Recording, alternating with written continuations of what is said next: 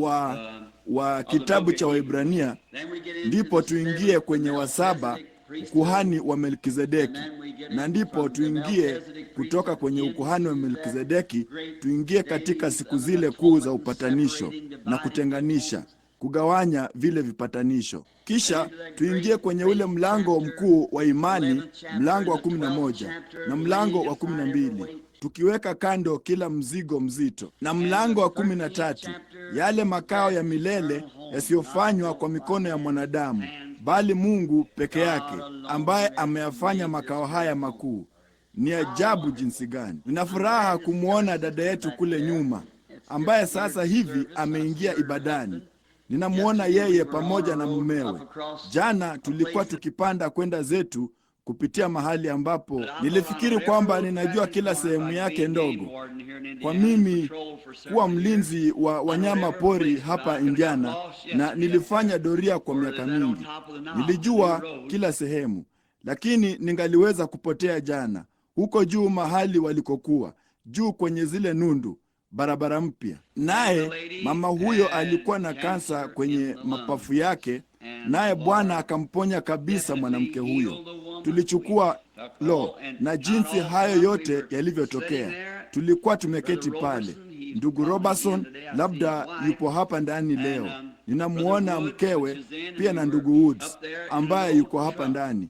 Nasi tulikuwa tuko juu kule tukiwa kwenye lori la zamani, mimi na ndugu Robertson na ndugu Woods. Basi tulichukua lori hili tukapanda kwenda kule juu kwenye kilima, na huko Bwana akaionyesha ile kansa dhahiri, na ndipo tukasimama pale na kuiangalia ikimwacha mwanamke huyo kwa macho yetu wenyewe. Tulisimama na tukaiona ikimwacha mwanamke huyo. Ndipo akampigia simu mke wa ndugu Wood, naye alikuwa akiniambia alikuwa akitapika kile kitu cheusi sana. Naye huyu hapa asubuhi ya leo akiwa ameketi kule nyuma kanisani, yeye na mume wake mpendwa, wakiwa na wakati mzuri sana katika Bwana. Yeye si ni waajabu? Nami sikujua ya kwamba nini hapa. Kwa kawaida, kwa watu walio karibu, maono yanatokea kwa nadra sana hapa. Hapa ni nyumbani kwangu, na ninamaanisha kanisani. Jumapili, Jumamoja, sisi ni wangapi waliokuwa hapa kumwona mtu huyo katika kiti cha magurudumu, kipofu, mlemavu, hana akili timamu, na neva zake za akilini zimekufa, nao akina Mayo walikuwa wamemkatia tamaa. Ndipo daktari fulani Mkatoliki rafiki yangu alimwambia aje hapa, na kabla ya kuja ibadani Bwana alitoa ono la mtu huyo. Ninyi nyote mnajua jambo hilo, na hapo mtu huyo aliponywa. Kwa Bwana asema hivi, unaona. Na ndipo akaamka, akatoka kutembea, akachukua kiti chake cha magurudumu. Aliweza kuona kama vile ambavyo wewe ungaliweza kuona ama mimi ninavyoweza kuona. Ndipo akatembea akitoka jengoni huku akisukuma kiti chake, yu mzima na neva ya akili timamu. Unajua huwezi kusimama. Unaona, ni kwamba tu huwezi, na kwa miaka mingi imekuwa hivi. Basi jana nilipofika pale, mama huyo alikuwa anaota ndoto kuhusu kuniona mimi nikiingia saa 8 kamili na kumtangaza kwamba ana kansa, na halafu Bwana asema hivi aliponywa. Ndipo akaamka, na ilikuwa ni saa 8 kamili. Ndipo Roho wa Bwana akashuka, na hapo hiyo ndoto aliyokuwa nayo, ndipo Bwana akatoa fasiri yake, naye aliponywa papo hapo pale ambapo tulikuwa tukiangalia. Ni ajabu jinsi gani! Siwezi kukumbuka jina lake ni lipi. Jina lako ni nani dada? Walton. Dada Walton anayeketi kule nyuma.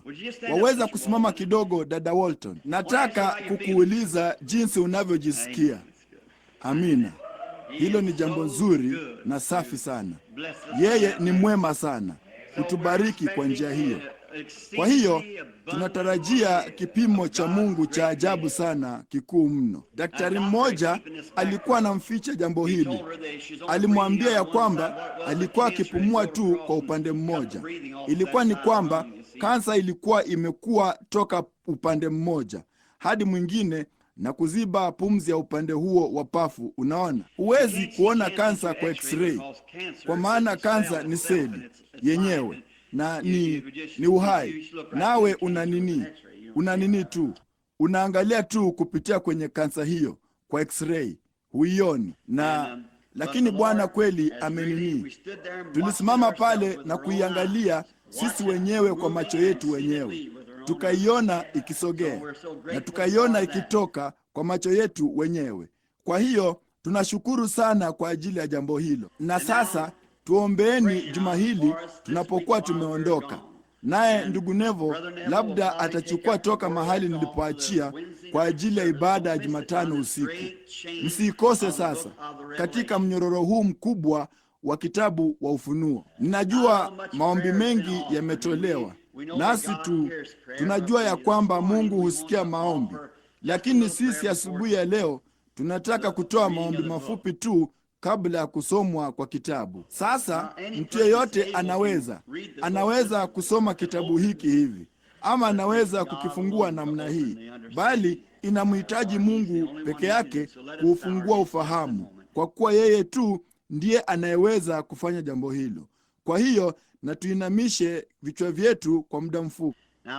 Sasa Baba, katika jina la mwanao mpendwa Bwana Yesu, tunakuja sasa kwa unyenyekevu sana kujisalimisha wenyewe kama watumishi wako, ili upate kunena kupitia kwetu.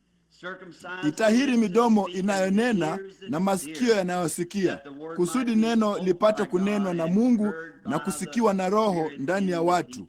Jalie Baba, jalia alichukua neno la Mungu na atuhimidie sisi jinsi tu tulivyo na haja, kwa kuwa tunaomba katika jina lake na kwa ajili ya utukufu wake. Amina. Sasa usomaji asubuhi ya leo, tunajifunza sisi, hatuhubiri, tunajifunza tu kitabu hiki cha Waebrania. Ni wangapi wanaokifurahia? Lo, tunao wakati mzuri sana. Na sasa tunajifunza tu kwa makini, andiko juu ya andiko, hayana budi. Biblia nzima yote inafungamana pamoja. Hakuna hata neno moja lililo nje ya mahali pake, kama likiwekwa pamoja na Roho Mtakatifu. Sasa mwanadamu amesema Biblia inajipinga yenyewe. Ninataka kuona jambo hilo. Nimeuliza miaka 25 jambo hilo, wala hakuna mtu amepata kunionyesha bado. Biblia haijipingi. Kama inajipinga, si Biblia. Yehova aliye mkuu, asiye na kikomo, asingeweza kujipinga mwenyewe. Kwa hiyo hakuna upinzani katika Biblia, ni kutofahamu tu kwa watu. Sasa kwa ajili ya msingi mdogo mpaka tutakaporudi. Sasa kitabu cha Waebrania kiliandikwa na Mtakatifu Paulo kwa Waebrania. Yeye aliandika kimoja kwa Efeso. Hawa walikuwa ni watu wa Efeso, kanisa la Kikristo. Kimoja kwa Warumi huko Rumi, na kimoja kwa Wagalatia, na kimoja kwa Waebrania. Sasa tunaona ya kwamba Paulo akiwa ni mwalimu wa Biblia kwanza. Hivyo ndivyo tulivyojifunza ya kwamba aliketi chini ya yule mwalimu mkuu, mmoja wa walio wakuu sana wa siku zake, Gamalieli. Naye alitopea sana katika Agano la Kale, alilijua barabara, lakini akawa mtesi wa njia iliyokuwa ni njia ya Kristo, kwa kuwa alikuwa amefunzwa katika Agano la Kale chini ya waalimu. Lakini hawa waalimu wakiwa vile ilivyokuwa ni wa kimwili, ninatumaini sisemi jambo lolote baya, lakini kama ilivyo, kama mtu ana fundisho tu na mwelekeo wa shule, kwa kawaida huwa ni kitu kinachobuniwa na binadamu. Unaona, halikuvuviwa, kwa kuwa linakuwa ni fundisho la shule. Tunalo jambo hilo siku hizi, za Kipresbiteri, za Kilutheri, za Kipentekoste. Shule hizi zote zina nadharia zao, nazo zinayapinda tu maandiko ndani ya shule hizi, na ilikuwa vivyo hivyo katika Agano la Kale. Lakini Paulo akiwa amefunzwa vizuri na alijua maandiko kwa neno. Lakini unaona, maandiko haidhuru unayajua vizuri jinsi gani, kama Roho hayahuishi, basi andiko huua. Roho hutoa uzima.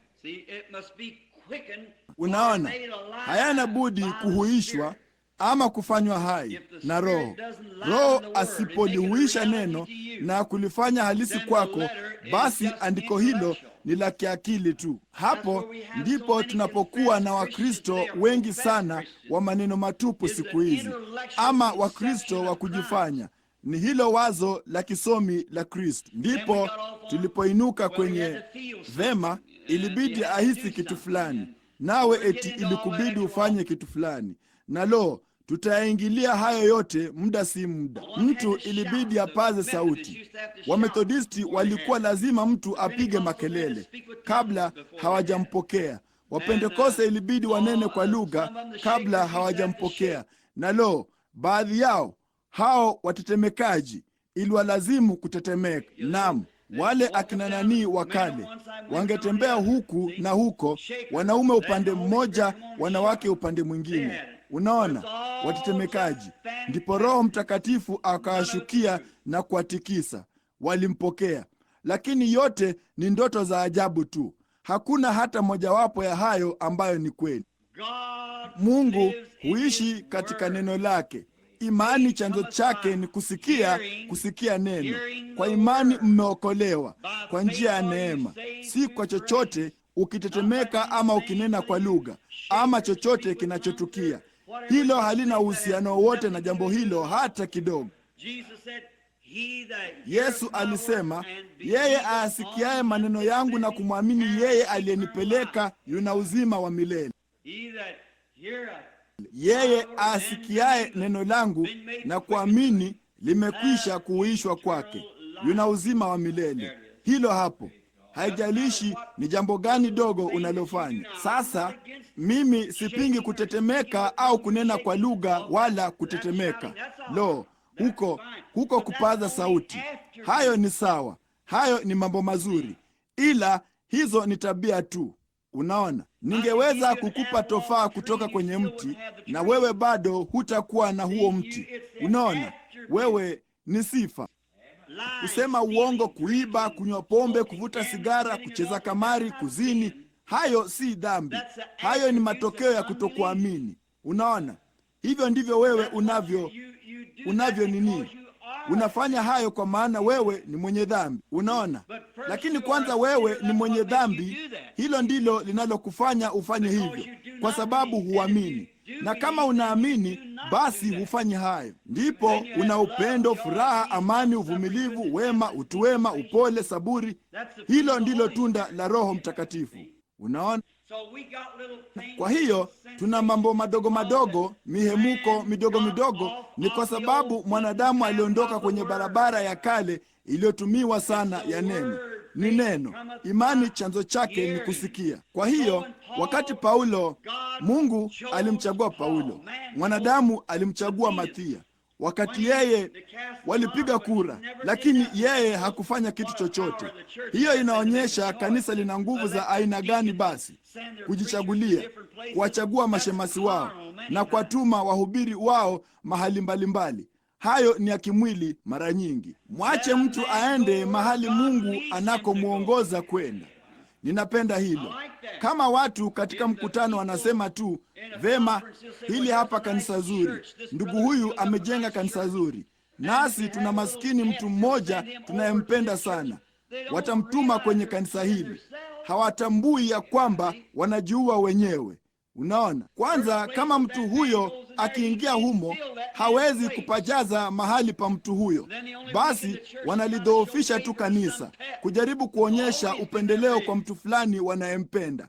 Imekuwa hivyo daima. Lakini ninaamini katika mamlaka ya juu kabisa ya kusanyiko la kitongoji cha mahali fulani hapo. Naam, acha kila kanisa lijitawale lenyewe, lijichagulie wachungaji wake, mashemasi wake, nini wake, chochote kile. Na ndipo kwa njia hiyo mtu aliyepo hapo hana askofu juu yake. Roho Mtakatifu akitaka kuliambia kanisa hilo jambo fulani, haiwabidi kumuuliza mtu yeyote kuhusu kama wangeweza wafanye hivi ama wafanye vile.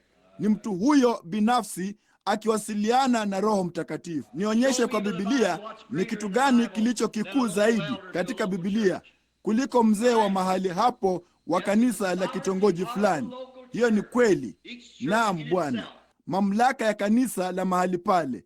Kila kanisa lijitegemee lenyewe. Sasa udugu huo ni mzuri sana. Makanisa yote yanapaswa kuwa katika udugu kama huo pamoja. Jambo la pekee ni mamlaka ya juu kabisa ya kanisa la mtaa. Mwangalie Paulo akiwa ni mwalimu mkuu na hodari, amefunzwa vizuri, akienda zake Dameski, siku moja kuwakamata watu waliokuwa katika njia hii mpya. Sasa yeye alikuwa ni mwaminifu. Mungu hakuhukumu kwa uaminifu wako. Sijapata kuona watu walio waaminifu zaidi kuliko makafiri. Wengi wao hata huwaua watoto wao wenyewe bure kwa kuitolea sanamu dhabihu. Si swala la uaminifu. Mtu angeweza kunywa asidi ya kaboliki kwa uaminifu akifikiri alikuwa akinywa kitu kingine. Uaminifu haukuokoi. Ipo njia inayoonekana kuwa ni sawa kwa mtu, bali mwisho wake ni njia za mauti. Paulo alikuwa ni mwaminifu wakati aliposhuhudia katika mamlaka yake mwenyewe kumpiga Stefano mawe. Miaka mingi baadaye, ninapenda kuomba radhi kwa Paulo. Yeye alisema, sistahili kuitwa mwanafunzi wala kuitwa mtume, kwa maana nililitesa kanisa hata kufa kwa uaminifu. Na akienda zake, yeye alipata tukio. Roho Mtakatifu alitokea katika nguzo kubwa ya moto, nayo ikampofusha.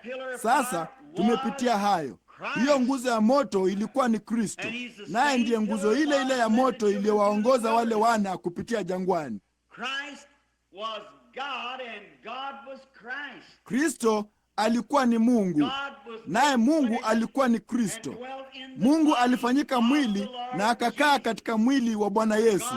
Mungu alikuwa ndani ya Kristo akiupatanisha ulimwengu kwa nafsi yake, akionyesha kile alichokuwa. Katika Biblia hapa nyuma, katika vifungu vilivyotangulia ambavyo tumekuwa tukisoma, ya kwamba alijifanya mwenyewe mdogo punde kuliko malaika, akachukua umbo si la malaika, bali alichukua umbo la mwili. Malaika hawakuwa wameanguka, hawahitaji ukombozi. Mtu alikuwa ameanguka, wanadamu nao walihitaji ukombozi. Kwa hiyo katika Torati ya kale, mtu kusudi apate kuwa mkombozi, kwanza ilimpasa awe ni ndugu. Kile kitabu kikuu cha Ruthu tulikipitia hapa wakati fulani uliopita,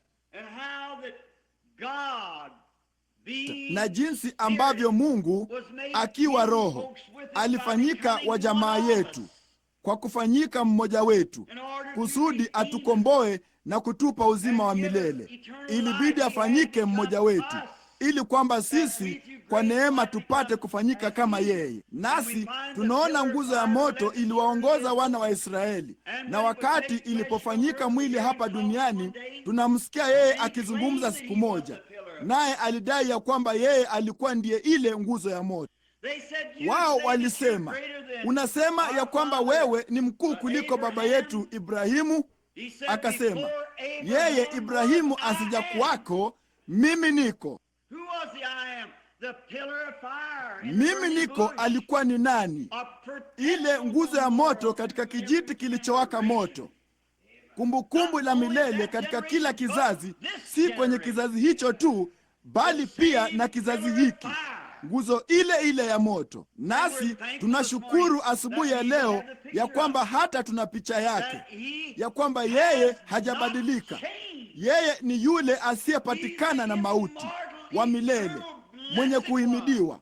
Yeye anafanya mambo yale yale wakati huu ambayo aliyafanya nyakati zile, na jinsi hilo linavyotufanya tujisikie wenye furaha. Lakini kabla Paulo hajakubali tukio hili, akijua ya kwamba malaika wa Bwana alikuwa ndiye ile nguzo ya moto ambayo ilikuwa ni Kristo.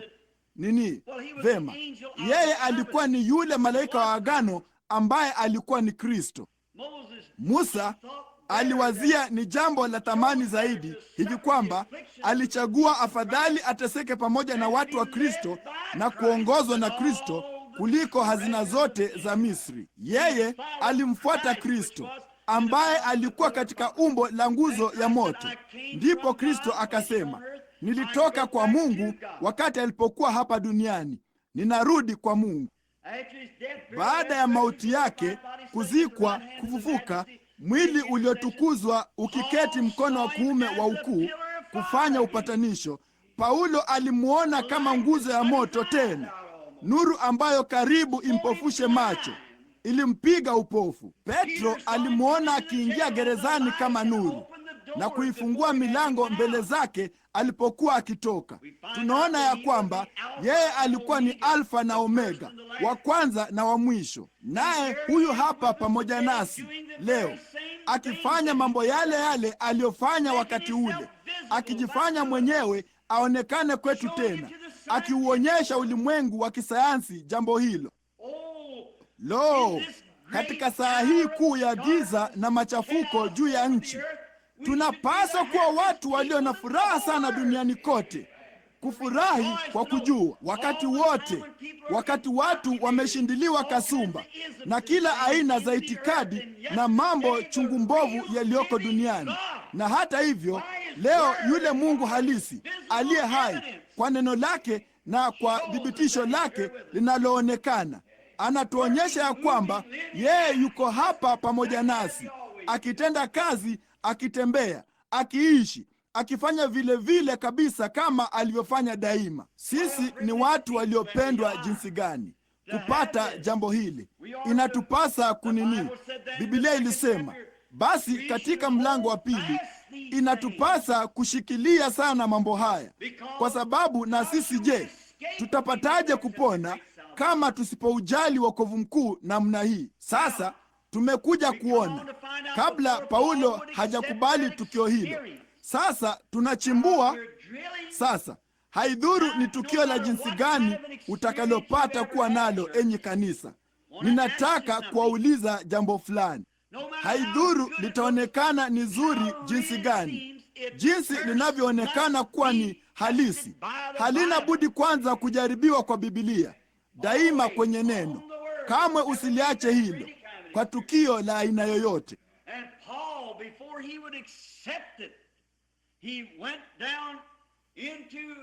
Naye Paulo, kabla hajalikubali hilo, alishuka akaenda huko Arabuni, na huko alikaa miaka 3 akichunguza tukio hili kwa neno. Na aliporudi alikuwa na hakika hakuna kitu kingaliweza kumbadilisha, kwa kuwa alikuwa amesimama imara kabisa juu ya neno bila kutikiswa. Na hapa sasa ndipo anapogeuka kuwaonyesha hawa Waibrania mambo hayo makuu yaliyonenwa ya Agano la Kale yalidhihirishwa katika Yesu Kristo. Ni utukufu wa jinsi gani! Sasa Jumapili iliyopita ama Jumatano iliyopita, ndugu Nevo hapa katika mlango wa 5 aligusia baadhi ya sehemu muhimu sana, kwa kuwa ni mlango mzuri sana. Nasi tunamuona akishughulika kwenye mlango wa 4 Jumapili iliyopita juu ya Sabato, kuadhimisha Sabato. Mna hakika asubuhi ya leo mnajua kuadhimisha Sabato ni kitu gani? Kama mnajua, semeni amina. Sabato ni raha tunayoingia, si kwa siku, si kwa torati, bali ni kwa kuingia ndani ya Kristo ambaye ndiye Sabato yetu. Yeye ndiye Sabato yetu. Tuliyapitia hayo yote katika Agano la Kale na kuonyesha ya kwamba wakati ungekuja ambapo neno lingekuja, kanuni juu ya kanuni, amri juu ya amri. Naye alithibitisha ya kwamba tuliingia katika raha yake kwenye siku ya Pentekoste, kwa kuwa hii ingempa raha aliyechoka kukoma. Tunaona ya kwamba Mungu aliweka siku katika Daudi kuhusu siku ya 7, na Mungu alistarehe kwenye ya 7, akaitoa kwa wana wa Israeli huko jangwani. Na tena yeye aliweka siku. Ilikuwa ni siku gani? Siku fulani ya juma, siku utakapoisikia sauti yake, usiufanye mgumu moyo wako. Hiyo ndiyo siku anayoingia apate kukupa wewe amani ya milele, sabato ya milele. Uendi kanisani Jumapili upate kuwa wa kidini. Basi unapozaliwa na Roho ya Mungu unaingia katika raha milele. Hakuna tena kuadhimishwa sabato. Uko katika sabato siku zote, daima na kwa umilele. Kazi zako za kilimwengu zimekwisha, yasema Biblia, nawe umeingia katika amani hii iliyobarikiwa. Milango hii mitano ya kwanza inamweka Yesu mahali pake kama kuhani mkuu. Mungu alisema zamani na baba zetu katika manabii kwa sehemu nyingi na kwa njia nyingi, lakini katika siku hii ya mwisho kwa mwanawe Yesu. Mlango wa kwanza kifungu cha kwanza. Halafu moja kwa moja chini kufikia mwisho wa mlango wa 5 tunamwona amewakilishwa kama Melkizedeki, ambaye hakuwa na mwanzo wa siku zake wala mwisho wa uhai wake, bali anadumu kuhani milele. Wazia jambo hilo. Je, mtu huyu mkuu alikuwa ni nani? Tutalipata hilo katika kama milango mingine miwili zaidi. Maisha yake yote tutayasoma. Mtu huyu mkuu aliyekutana na Ibrahimu, ambaye kamwe hakuwa na baba yeyote, hakuwa kamwe na mama yeyote, hakuwa na wakati wowote aliopata kuanza maisha, wala kamwe hatakuwa na wakati ambapo maisha yake yatakoma. Naye alikutana na Ibrahimu akitoka katika kumpiga mfalme. Mwangalie mtu huyu mkuu. Yeyote aliyekuwa angali yu hai, hakuwa na mwisho wa uhai wake, ilikuwa ni Kristo aliyekutana naye. Tunaingia kwenye somo lenye kilindi juu ya jambo hilo katika siku chache. Sasa tunataka kuanzia hapa kwenye mlango wa 5 sasa, kwa ajili ya msingi mdogo tu kabla hatujafikia wa 6, kwa kuwa kwa kweli ni kitu cha ajabu sana. Angalieni kwa makini. Tutaanzia karibu kwenye kifungu cha 7 cha mlango huu. Vema, hebu na tuanzie kwenye kifungu cha 6. Kama asemavyo mahali pengine, ndiwe kuhani milele kwa mfano wa Melkizedeki. Yeye siku zake hizo za mwili wake alipomtolea yule awezaye kumwokoa na kumtoa katika mauti, maombi na dua pamoja na kulia sana na machozi, akasikilizwa kwa jinsi alivyokuwa mcha Mungu, na ingawa alikuwa ni mwana, alijifunza kutii kwa mateso hayo yaliyompata. Sasa hapa ndipo ninapotaka kufikia, hiki kifungu cha 9. Sikilizeni. Ninadhani ndugu Nevo alipagusia Jumatano. Sikuwa hapa. Vema, sikilizeni. Naye alipokwisha kukamilishwa, akawa sababu ya wokovu wa milele kwa watu wote wanaomtii. Kisha ametajwa na Mungu kuwa kuhani mkuu kwa mfano wa Melkizedeki, ambaye tuna maneno mengi ya kunena habari zake.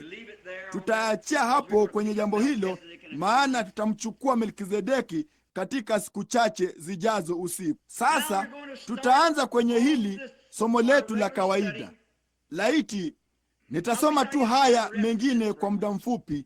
Kifungu cha 11, ambaye tuna maneno mengi ya kunena habari zake, na ni shida kuyaeleza, kwa kuwa mmekuwa wavivu wa kusikia. Kwa maana iwapasapo kuwa waalimu, maana wakati mwingi umepita.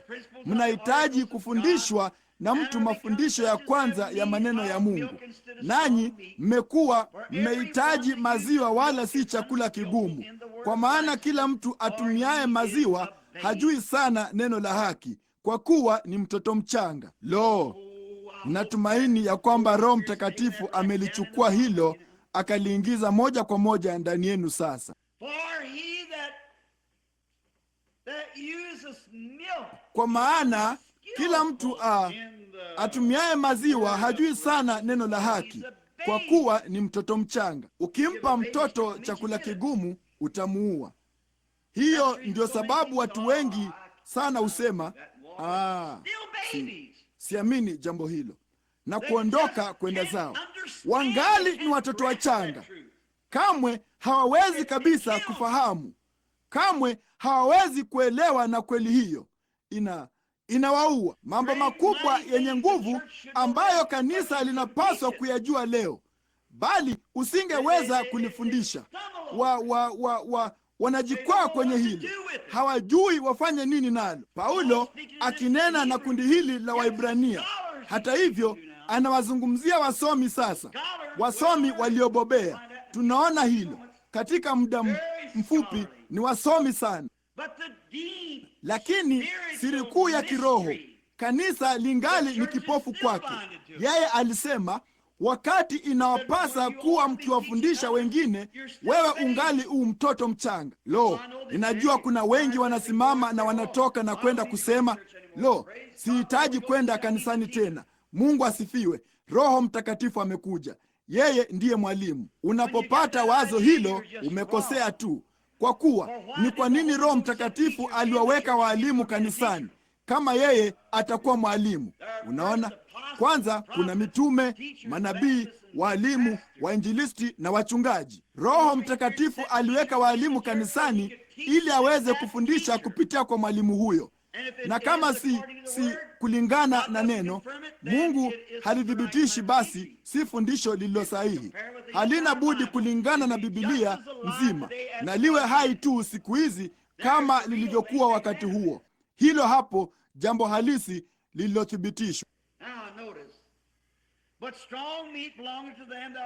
Sasa angalia, lakini chakula kigumu ni cha watu wazima, ambao akili zao kwa kutumiwa zimezoezwa kupambanua mema na mabaya, kujua mema na mabaya kwa upambanuzi. Sasa angalia, tukianza sasa juu ya somo letu, huu msingi mkubwa sasa, hebu na tukiendee kifungu cha kwanza. Kwa sababu hiyo, tukiacha kuyanena mafundisho ya kwanza ya Kristo. Ati anasema nini? Milango hii yote mitano ya kwanza imewekwa juu ya Kristo, kuonyesha kwamba yeye ni nani. Sasa tunaacha hayo mafundisho ya kwanza ya Kristo. Tunamwona kwamba yeye ni nani. Tulimwona kuwa ni Yehova Mungu aliye mkuu, aliyedhihirishwa katika mwili. Tulimwona akiwa si nabii, bali ni utimilifu wa Mungu kwa jinsi ya mwili.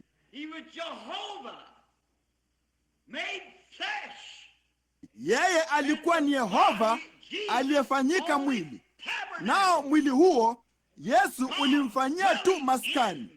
Mungu akiishi katika mwanadamu, Mungu akipatanishwa na mwanadamu kupitia kwa mwanadamu, kwa kuzaliwa kibikira kwa mwanawe mwenyewe, naye Yehova yule Roho alikaa ndani yake. Sasa ni wangapi wanakumbuka mafundisho juu ya uungu, jinsi tulivyorudi nyuma tukampata Mungu kama vile upinde mkuu wa mvua akiwa na roho hizo zote mbalimbali, jinsi ilivyokuwa.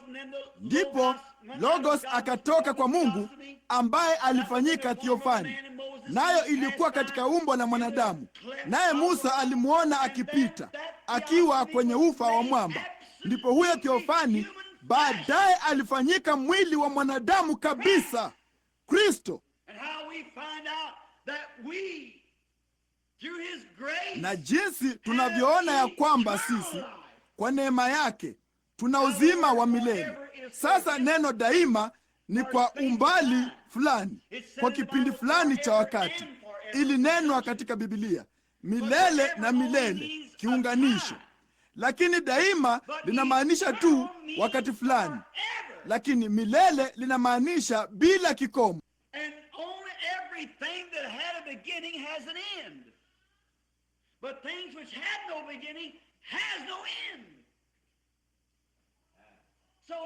Na ni kila kitu tu kilichokuwa na mwanzo ndicho kilicho na mwisho, bali vitu visivyokuwa na mwanzo havina mwisho. Kwa hiyo Mungu hakuwa na mwanzo wala hana mwisho. Na kwa hiyo basi, Melkizedeki yule kuhani mkuu, kama mwanadamu, yeye hakuwa na mwanzo wala hana mwisho.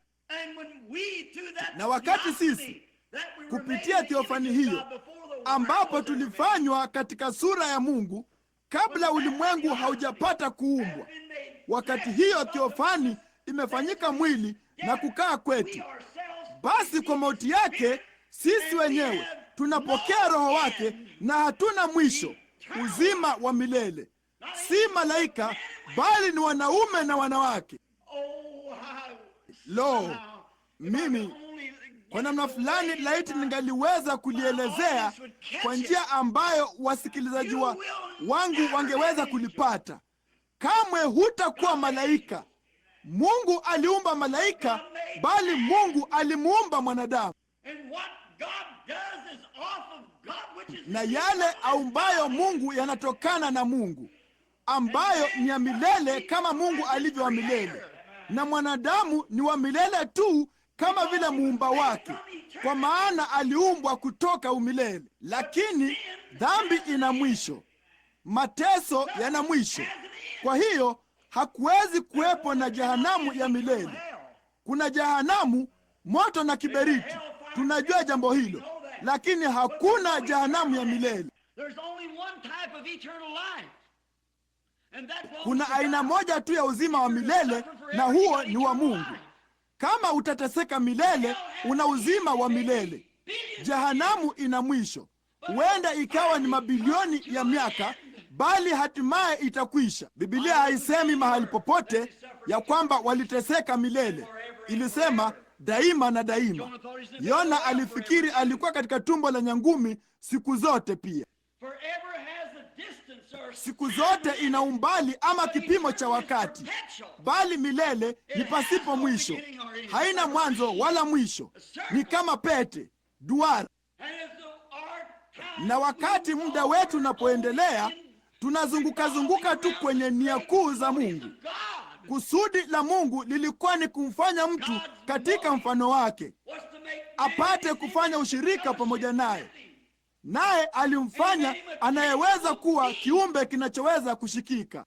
Sasa dhambi ilituleta mahali pa upotovu, bali hilo kamwe halikomeshi mpango wa Mungu. Na ewe rafiki mwenye dhambi, leo kama hujazaliwa mara ya pili kwa Roho wa Mungu, una mwisho mahali fulani, na mwisho wako ni machafuko katika maangamizi na mateso na maumivu. Lakini kwenu ninyi mliomwamini Bwana Yesu na kumkubali vivyo hivyo kama Mwokozi wenu binafsi, ninyi ni jambo la milele tu kama Mungu alivyo wa milele. Hamna mwisho. Ninawapa uzima wa milele wa Zoe, uzima wa Mungu mwenyewe, wala hawataangamia wala kuja hukumuni, bali wamepita toka mautini kuingia uzimani. Hivyo ndivyo yeye alivyokuwa, hicho ndicho alichojia. Sasa Yesu katika kuja kwake kwa ukuhani wake hakuja eti kusudi ahurumiwe. Watu wengi hufundisha jambo hilo hivyo, ya kwamba yeye alikuja akisema, vema, labda kama nikiteseka nitakuwa kitu cha kuhuzunisha, na ndipo watu hakika watanijia mimi. Hilo ni kosa. Hakuna andiko kwa jambo hilo. Kwa kuwa kila mtu atakayepata kuokolewa, Mungu aliwajua kabla hata ya kuumbwa kwa ulimwengu. Biblia ilisema hivyo. Mungu hapendi sasa mtu yeyote apotee. Anataka wote waifikie toba. Lakini akiwa ni Mungu, kwa kutangulia kujua tangu zamani, yeye alijua jambo hilo. Angalia katika Warumi mlango wa 8. Paulo alikuwa akishikilia pale juu akisema kuhusu uteuzi wa Mungu, ya kwamba Isau na Yakobo, kabla ya mmojawapo wa hao watoto wachanga kuzaliwa ama chochote kile, Mungu alisema ya kwamba aliwajua na alimchukia Esau na kumpenda Yakobo, kabla mmojawapo wa wavulana hao hajapata nafasi ya kutoa shukrani zao, kwa kuwa yeye alikuwa ni Mungu. Yeye anajua, yeye hana kikomo. Kama yeye hana kikomo, yeye alijua kila kiroboto, kila nzi, kila usubi, kila kitu ambacho kitakuwako duniani. Yeye alikijua. Yeye ni Mungu asiye na kikomo, wa milele, asiyepatikana na mauti, aliyetukuka, mwenye nguvu zote, aliyepo mahali pote, ajuaye yote, hakuna kitu asichojua. Hiyo ndiyo sababu yeye anaweza kujua mwisho utakuwa nini. Alijua mwisho tangu mwanzo. Kilicho cha kinabii ni ujuzi wake tu. Yeye ndiye hakimu mkuu.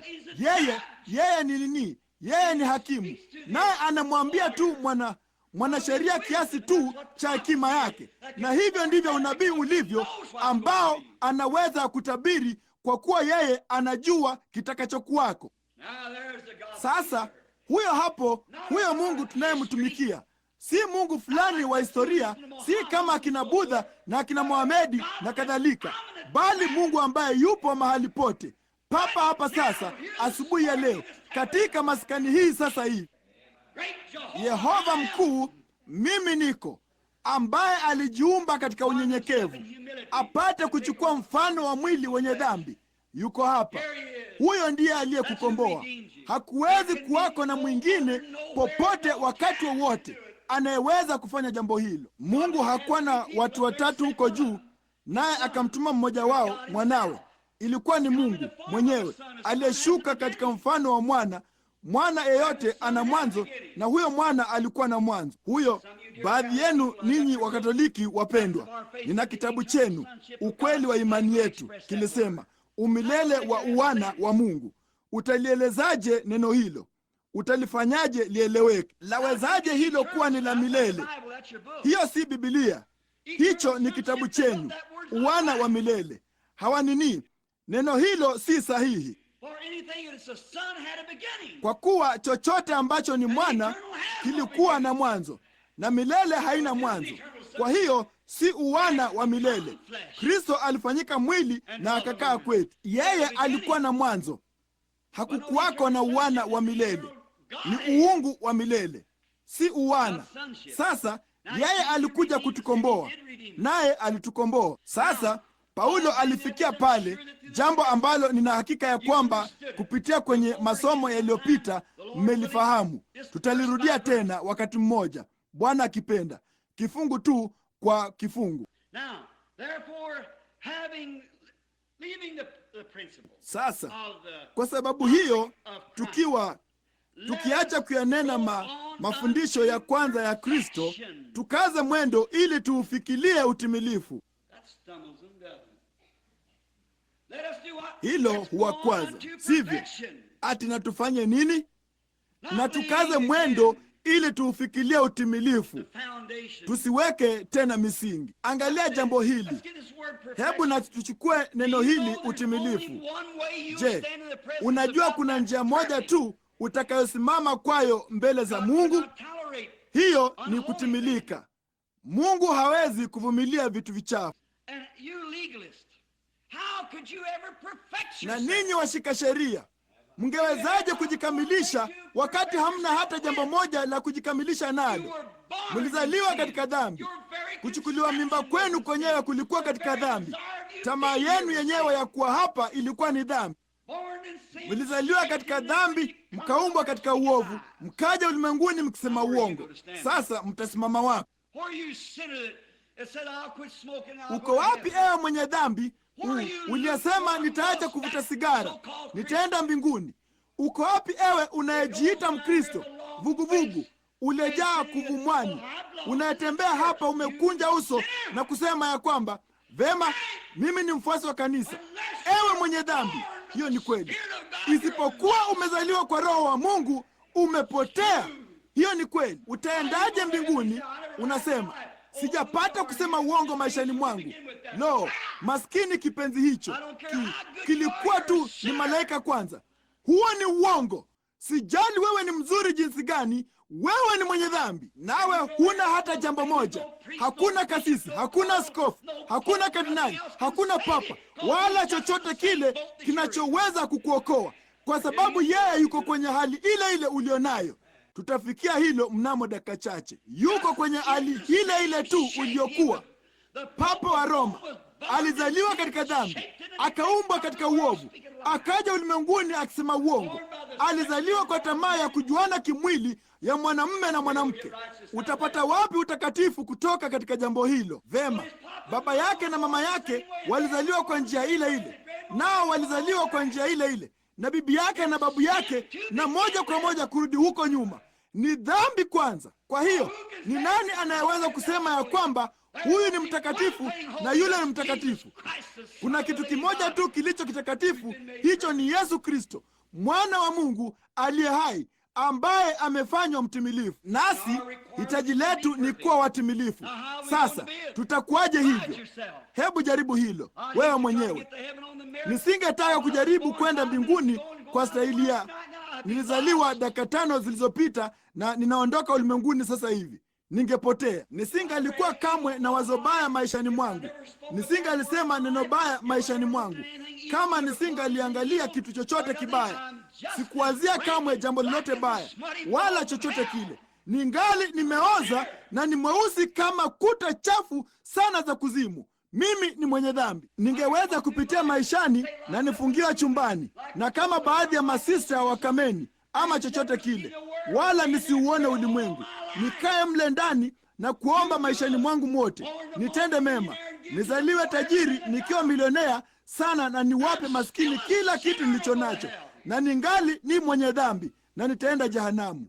Naam Bwana, ningeweza nikajiunga na kanisa la Kilutheri, Kibaptisti, Kipentekoste, Kipresbiteri tangu nikiwa kwenye kitanda kidogo cha mtoto, na niishi mwaminifu kwa kanisa hilo mpaka nifikie miaka 100 na uhai wangu uondolewe. Wala hakuna mtu angeweza kunielekezea kidole na kusema kamwe hajapata kuwa na hata wazo moja baya.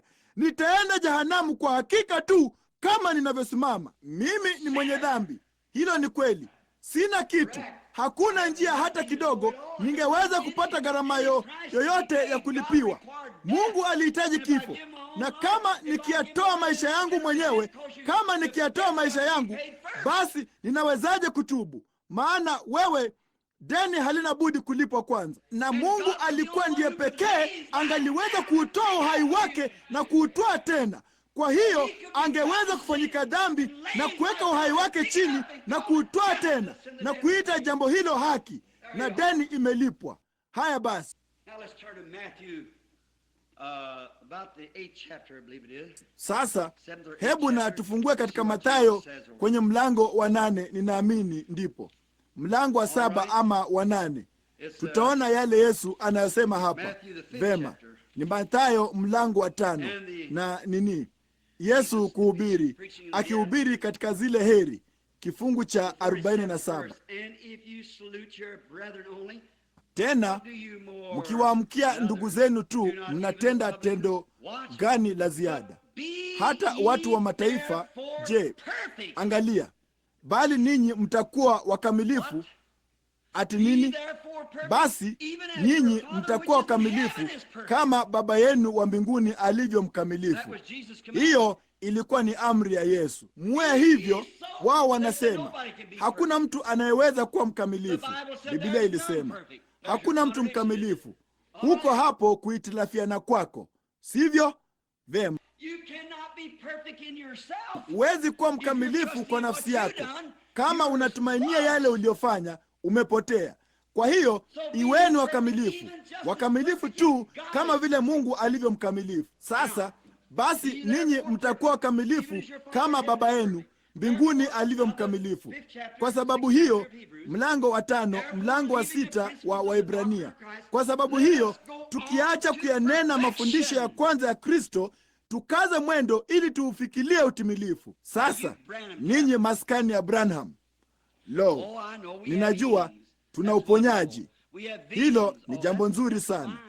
Tuna maono. Lo, hilo ni sawa. Na mna ndoto za kiroho, na wakati mwingine si za kiroho, na wakati mwingine mna nini. Sisi tunajaribu kuwasaidia maskini, tunafanya tuwezayo. Lo, hayo ni sawa, bali hayo siyo tunayazungumzia sasa. Tunaingia kwenye kipindi kingine, tukiacha mafundisho. Lo, ndiyo, tuna fundisho la Kristo. Tunaamini alikuwa ni mwana wa Mungu, alizaliwa na bikira. Tunaamini hilo. Pamoja na mambo haya yote, hilo ni zuri tu, lakini tukiacha hayo na tukaza mwendo ili tuufikilie utimilifu. Lo, jamani, laiti ningalikuwa na sauti ya malaika mkuu sasa kuleta jambo hilo mahali ambapo mngeweza kuliona. Sasa yeye anasema tukiacha kuyanena mafundisho yote ya Kristo, wanatheolojia wote na theolojia yote tunayojua, yote yanayohusiana na uungu wa Kristo, jinsi alivyokuwa ni Mungu aliyefanyika mwili. mambo haya mengine yote. Paulo anaendelea kuyaelezea yote hapa katika dakika chache tu. Hebu na tuyasome tu kidogo tu kabla hatujalifikia. Tusiweke misingi tena wa kuzitubia kazi zisizo na uhai. Sasa tunaamini jambo hilo, na wakuwa na imani kwa Mungu tunaamini hilo, na wa mafundisho ya mabatizo vile tu unapaswa kubatizwa tunaamini jambo hilo, na kuwekewa mikono tunaamini katika kuwekewa mikono, sivyo? Unaona, yote hayo hakika. Na kufufuliwa wafu tunaamini haya.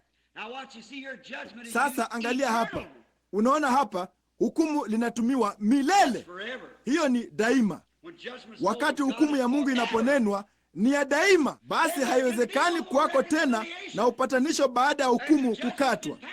Sasa mnaweza kufahamu ni kwa nini ilimbidi Mungu kuchukua nini yake mwenyewe, kama tunavyosema dawa yake mwenyewe, wakati alipomhukumu mwanadamu kwa ajili ya kutenda dhambi. Njia pekee ambayo yeye angeweza kupatanisha ilikuwa ni yeye mwenyewe kupachukua mahali pa mwanadamu. Hivyo ndivyo tu anavyoweza kupatanishwa, ama angeweza kutupatanisha. Ilikuwa ni kupachukua mahali petu na afanyike mwenye dhambi. Mungu Yehova alifanyika mwenye dhambi, naye aliutoa uhai wake. Sasa ungeweza kuyatoa maisha yako kama mwenye dhambi, kufa kwa ajili ya jambo fulani. Paulo alisema, nijapotoa mwili wangu niungue moto kama dhabihu, ningali si kitu mimi, maana haitafaa kitu. Unaona, unapokufa umekwisha. Ukifa kama mwenye dhambi umepotea. Lakini Mungu alishuka katika mwili na akaihukumu dhambi katika mwili, akifanyika mwili wenye dhambi, kwa sababu yeye alikuwa ni yule Mungu wa milele, na akaufufua mwili wake mwenyewe, na hiyo yeye ndiye mwenye kuhesabia haki. Sasa mambo haya yote na tukaze mwendo ili tuufikilie utimilifu. Paulo alisema, sasa ni nini? Na hukumu ya milele. Hayo yote tutafanya Mungu akitujalia. Kifungu cha 3. Sasa tukaze mwendo ili tuufikilie utimilifu. Yesu alisema, basi ninyi iweni wakamilifu kama Baba yenu wa mbinguni alivyo mkamilifu. Na sisi kila mmoja wetu amehukumiwa. Haidhuru tuliwahi kufanya nini, tumehukumiwa. Tulizaliwa, tumekwisha kuhukumiwa. Mama yako na baba walizaliwa, wamekwisha kuhukumiwa. Ninyi wahenga wenu wote walizaliwa katika dhambi, wakazaliwa katika uovu. Kwa hiyo utaupataje? Utakuwaje mkamilifu? Kama hujawahi kutenda jambo hata moja, hujaiba, hujasema uongo, hujatenda jambo lolote maishani mwako, ungali umehukumiwa. Ulihukumiwa kabla hujapumua pumzi yako ya kwanza. Ulihukumiwa. Hiyo ni kweli. Na ulihukumiwa na Mungu kabla hujapumua pumzi yako ya kwanza, kwa kuwa ulihukumiwa kwa tamaa ya kimwili ya baba yako na mama, ambao kwa tendo lao walikuleta hapa duniani. Naye Mungu alilihukumu hapo mwanzo. Kwanza umehukumiwa tayari. Kwa hiyo wapi wewe? Na kila mtu mwingine yeyote duniani alihukumiwa pamoja na wewe. Sasa utapata wapi ukamilifu? Angalia, hebu na tufungue kwa muda mfupi tu katika Waebrania mlango wa 10. Sikilizeni kwa makini. Ninataka kusoma kidogo kutoka kwenye mlango wa 9 kwanza, kifungu cha 11. Lakini Kristo akiisha kuja, aliye kuhani mkuu wa mambo mema yatakayokuwapo, kwa hema iliyokubwa na kamilifu zaidi, hema yake mwenyewe, mwili wake. Unaona lile hema la kale, lile hema la kale lilikuwa na pazia ndani yake lililoficha sanduku la agano ambamo Mungu aliishi. Ni wangapi wanaojua jambo hilo? Hakika vema. Hiyo maskani ya kale iliyotengenezwa na binadamu hapa, pazia zilizotoka kwenye ngozi za mbuzi zilizotiwa rangi na kadhalika, zilifanywa hema ya kuficha uwepo wa Mungu. Ni wangapi wanaojua ya kwamba mtu mmoja peke yake ndiye aliyeweza kuingia mle mara moja kwa mwaka? Hakika huyo alikuwa ni Haruni, kuingia mara moja kwa mwaka, naye hana budi kutiwa mafuta na masharti, naye lazima awe ana moto mkononi mwake, na kama aliingia bila ya huo, alikufa mara alipoifungua hiyo pazia, angeanguka afe. Sharti aingie mle ndani na kuasha vinara hivi vya taa, na anyunyizie kiti cha rehema kilichowakilisha damu ya mauti ya kibadala mpaka Kristo alipokuja kuyatimiza haya. Sasa lakini Mungu basi alifanyika maskani ya aina nyingine, na maskani hiyo ilikuwa ni nani? Yesu. Naye Mungu alikuwa ndani ya Yesu, naye alikuwa amefichwa, bali alikuwa akiupatanisha ulimwengu kwa nafsi yake, kwa madhihirisho yake. Kristo alimfunua Mungu. Yeye alisema, si mimi nifanyaye kazi hizi, ni Baba yangu anayekaa ndani yangu. Sifanyi neno mimi mwenyewe, ila yale nimwonayo Baba akifanya. Baba ndani yangu akinionyesha maono haya, na ndipo ninatoka ninaenda kufanya yale tu ambayo Baba aliniambia nifanye. Mnalipata? Mungu alikuwa ndani ya mwili wa kibinadamu, si nyuma ya ngozi za mbuzi zilizotiwa rangi, bali alikuwa akiishi, akitembea. Mungu alikuwa na mikono, Mungu alikuwa na miguu, Mungu alikuwa na ulimi, Mungu alikuwa na macho, na ilikuwa ni Kristo. Huyo hapo. Sasa aliondoka akaenda zake, naye Roho akaja kwa jinsi hiyo, ili kwamba kwa kifo chake apate kulikamilisha kanisa na kulitiisha kanisa. Ndipo basi Roho yeye yule aliyekuwa ndani ya Kristo yumo ndani ya kanisa, akifanya mambo yale yale Kristo aliyofanya. Bado kitambo kidogo, na ulimwengu haunioni tena, bali ninyi mtaniona, kwa maana nitakuwa pamoja nanyi hata ndani yenu, hata ukamilifu wa dahari. Sasa sikilizeni jambo hili. Lakini Kristo akiisha kuja, aliyefanyika kuhani mkuu wa mambo mema yatakayokuwapo, kwa hema iliyokubwa na kamilifu zaidi, isiyofanyika kwa mikono, maana yake isiyo ya ulimwengu huu. Hakufanywa kwa mikono. Yeye alizaliwaje? Uzazi wa kibikira. Wala si kwa damu ya mbuzi na ndama, mwili huu haukutolewa dhabihu ama kutakaswa, bali kwa damu yake mwenyewe. Mnajua ya kwamba damu hutokana na jinsia ya kiume. Na basi mtu fulani alisema, lo, Yesu alikuwa ni Myahudi. Hakuwa Myahudi. Lo, tunaokolewa na damu ya Kiyahudi. La, hata kama tukiokolewa na damu ya Kiyahudi, tungali tumepotea. Yesu hakuwa Myahudi, wala yeye hakuwa mataifa. Alikuwa ni Mungu, Mungu Baba, Roho, yeye asiyeonekana. Hakuna mtu aliyemwona Mungu wakati wowote, bali mwana pekee wa Baba amemdhihirisha. Yeye alimdhihirisha Mungu, kile Mungu alichokuwa. Sasa kanisa lake linapaswa kumdhihirisha Mungu, kuonyesha Mungu ni nani. Unaona, tunafanya nini? Tunajiundia madhehebu, na sina uhusiano wote nao. Hao ni Wamethodisti, hao ni Wapresbiteri. Sitaki kuwa na uhusiano wote. Mimi ni Mbatisti, mimi ni Mpentekoste. Umepotea ukiwa na nia kama hizo. Kweli, ni nani awezaye kujivuna? Ni nani anayeweza kusema jambo lolote? Angalia hiyo aibu walioileta Wapresbiteri, angalia hiyo aibu wa Baptisti, angalia hiyo aibu wa Katoliki, angalia hiyo aibu wa Pentekoste, wa Nazarayo, wa Pilgrim Holiness, waangalia hao wengine wote. Lakini ninawapa changamoto, mnyoshe mkono katika aibu kwa huyo. Naam, nyosheni kidole wakati Mungu Mwenyezi aliposema, huyu ni mwanangu mpendwa ninayependezwa kukaa ndani yake, msikieni yeye. Huyo hapo, huyo ndiye yule mtakatifu. Sasa hebu na tuendelee kusoma mbele kidogo hapa sasa.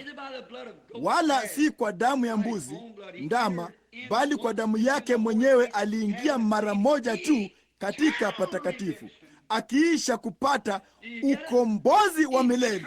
Mnalipata? Ukombozi wa milele kwa ajili yetu, si kukombolewa leo na halafu juma lijalo ufufuo unapoanza unakombolewa tena, na halafu leo tunarudi nyuma na kukombolewa tena. Unakombolewa mara moja milele. Hiyo ni kweli. Hakuna tena kukombolewa. Ukombozi wa milele.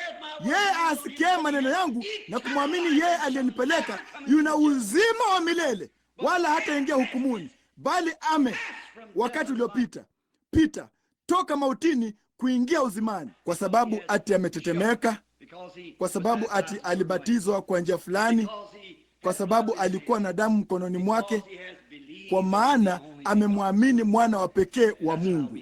Hivyo ndivyo tunavyokuwa na ukombozi wa milele. Sikilizeni sasa. Kwa maana damu ya mbuzi na mafahali na majivu na ndama ya ng'ombe walionyunyuziwa kunyunyuziwa wenye uchafu utakasa hata kuusafisha mwili. Basi si zaidi damu yake Kristo, ambaye kwamba kwa Roho wa milele alijitoa nafsi yake kwa Mungu kuwa sadaka isiyo na mawaa, ilitusafisha dhamiri zetu na matendo mafu, mpate kumwabudu Mungu aliye hai. Umepita toka mautini kuingia uzimani. Unajali nini yale dunia iwazayo? Unajali nini yale jirani yako awazayo? Dhamiri yetu imekufa, nasi tumeongoka na kuzaliwa mara ya pili kwa Roho wa Mungu, kumtumikia Mungu wa kweli na aliye hai. Haya basi, sasa shuka kwenye kifungu cha 10, mlango wa 10 hasa. Papo hapo upande wa pili wa ukurasa huo, Torati, kwa kuwa ni kivuli cha mema yatakayokuwa, wala si sura yenyewe ya mambo hayo, kwa dhabihu zile zile wanazozitoa kila mwaka.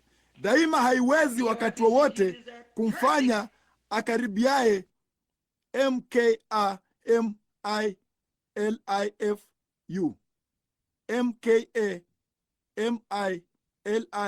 MKAMILISHA liko pale mkamilifu. Tukiacha kuyanena mafundisho ya kwanza ya Kristo, tukaze mwendo ili tuufikilie utimilifu.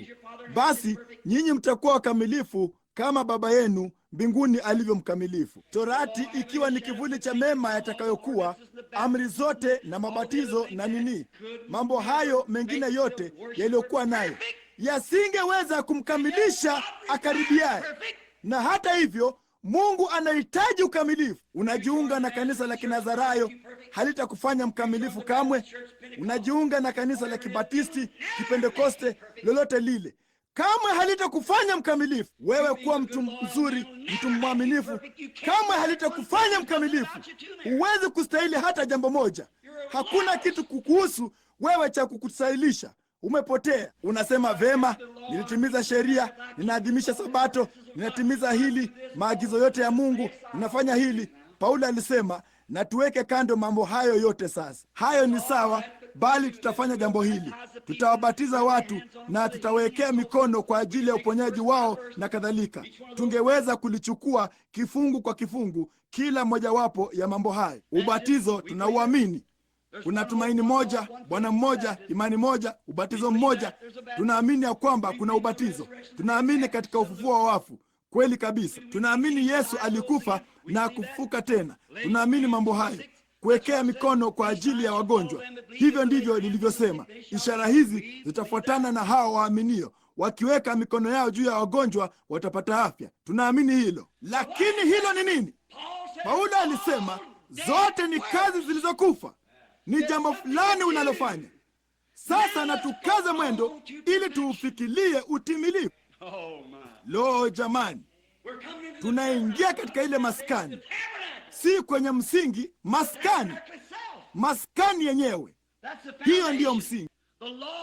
Torati na haki na kujiunga na kanisa na kubatizwa na kuwekea mikono, haya yote ni taratibu za kanisa. Lakini sasa na tukaze mwendo ili tuufikilie utimilifu. Na kuna mmoja tu aliye mkamilifu, huyo ni Yesu. Tunaingiaje ndani yake?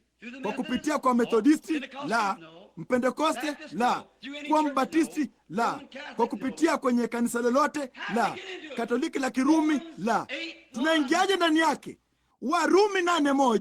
There is therefore now no condemnation to those that are in Sasa basi hakuna hukumu ya adhabu juu yao walio katika Kristo, wanaoenenda si kulingana na mambo ya dunia hii mwili, bali kulingana na mambo ya Roho, wasiojali yale ulimwengu unayosema.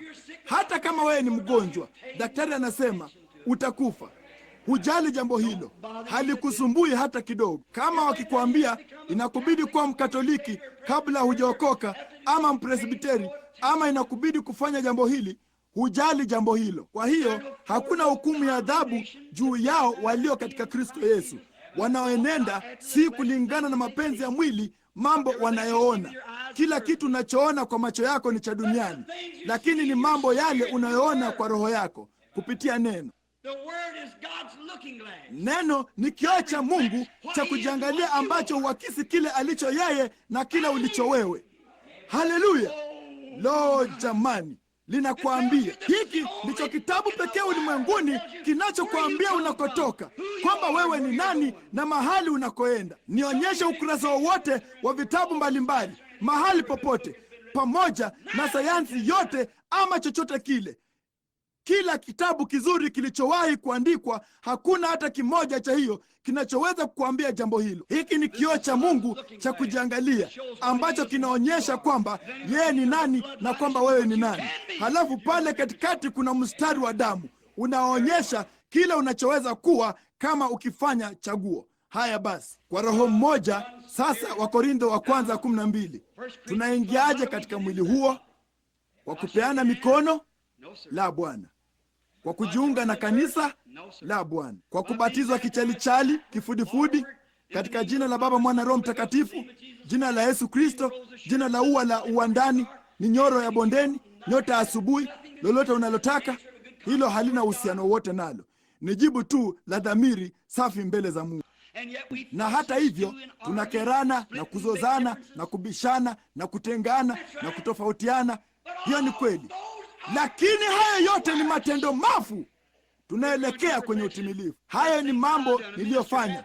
Mhudumu alikubatiza, iwapo alikubatiza kifudifudi, kichalichali, ama mara 3, mara 4, ama mara 1, ama vyovyote alivyofanya jambo hilo, hilo halina uhusiano nalo. Umebatizwa tu ukaingizwa katika ushirika wa kanisa hilo. Hata hivyo, ukilithibitishia kanisa hilo, unaamini mauti, kuzikwa na kufuka kwa Kristo, kuwekea mikono, kuwaponya wagonjwa, hayo ni mambo mazuri sana, lakini hayo yote ni mambo ya mwilini, na mwili huo utakufa tena. Kwa uhakika tu kama unavyoishi utakufa tena. Sasa na tuweke kando mambo hayo yote na tukaze mwendo tuufikirie utimilifu.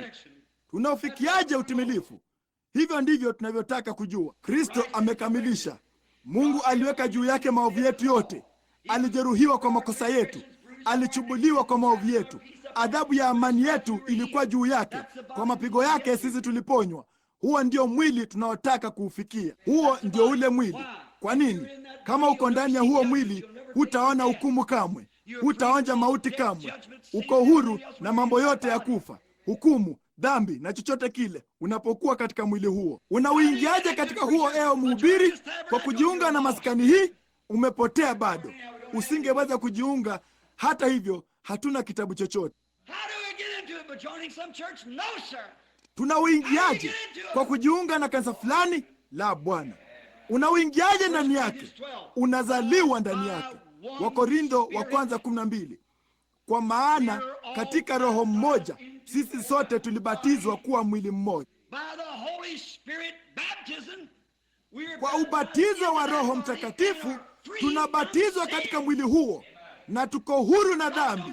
Mungu hakuoni tena, yeye anamwona Kristo pekee. Na unapokuwa katika mwili huo, Mungu hawezi kuhukumu mwili huo. Yeye tayari ameuhukumu. Alichukua hukumu zetu na kutualika tuingie ndani, na kwa imani, kwa njia ya neema, tunaingia, tunakubali msamaha wetu. Ndipo Roho Mtakatifu anatuingiza katika ushirika huu pamoja naye. Ndipo hatutembei tena kwa mapenzi ya mambo ya ulimwengu, bali tunatembea katika Roho. Tumehuishwa, neno lilitujia. Yeye alikufa mahali pangu, nimefanywa hai. Mimi hapa ambaye kwanza nilikuwa nimekufa katika dhambi na makosa, nikafanywa hai. Shauku zangu zote ni kumtumikia yeye. Upendo wangu wote ni kwake. Mienendo yangu yote ni kutaka iwe katika jina lake. Kokote niendako, chochote nifanyacho, ninamtukuza yeye. Kama ninawinda, kama ninavua samaki, kama ninacheza mpira, na lolote nifanyalo, sina budi kuwa Kristo ndani yangu, katika maisha ambayo yatawafanya watu watamani kuwa hivyo. Si kupiga domo na kusengenya na kuzozana juu ya makanisa yenu. Mnalipata? Kwa roho mmoja tumebatizwa kuwa mwili huo, na nitakapoiona damu hiyo nitapita juu yenu. Sikilizeni, Hebu na tusome mbele kidogo tu hapa tafadhalini, kile kisichoweza kumkamilisha akaribiaye, kwa kifungu cha 2 mlango wa 10. Kama ndivyo, je, dhabihu azingekoma kutolewa? Kama hizo zingeweza kumkamilisha mtu, na Mungu anataka ukamilifu, kama kushika Torati, kama kutimiza amri zote kungekukamilisha wewe, basi hakuna haja ya kuwa na kitu kingine chochote. Wewe tayari umekamilishwa, maana unapokuwa mkamilifu, wewe ni wa milele. Maana Mungu ndiye pekee aliye wa milele, na Mungu ndiye tu aliye mkamilifu, na njia pekee unayoweza kuwa wa milele ni kufanyika sehemu ya Mungu. Wakiisha kusafishwa mara moja, wasingejiona tena kuwa na dhambi. Ati nini? Mwabuduo akiisha kusafishwa mara moja, asingejiona tena ana dhamira ya kuwa na, kama ukiandika fasiri ya hilo ni shauku. Mwabuduo akiisha kusafishwa mara moja, asingejiona tena kuwa na shauku ya dhambi, kama mwabuduo aliisha kusafishwa mara moja. Unaenda juu sasa na kusema, lo, haleluya, niliokoka jana usiku, lakini vyema, Mungu abarikiwe, mwanamke mmoja alinifanya nirudi nyuma. Haleluya, siku moja nitaokoka tena. Ewe maskini mjinga usiyefunzwa, hivyo sivyo ilivyo. Mwabuduo akiisha kusafishwa mara moja, asingejiona tena kuwa ana dhambi. Biblia ilisema, sikiliza tunapoendelea kusoma kwa dakika moja tu. Lakini katika dhabihu hizo, kama zinavyokumbukwa dhidi ya dhambi kila mwaka, sasa tutashuka chini tugusie kwenye kifungu cha 8, kuokoa wakati na mahali ninapotaka kufikia hapo juu. Basi asemapo, dhabihu na matoleo na sadaka za kuteketezwa hizo za dhambi hukuzitaka, wala hukupendezwa nazo, zitolewazo kama ilivyoamuru Torati. Kifungu cha 9, ndipo aliposema, tazama, nimekuja niyafanye mapenzi yako, ee Mungu.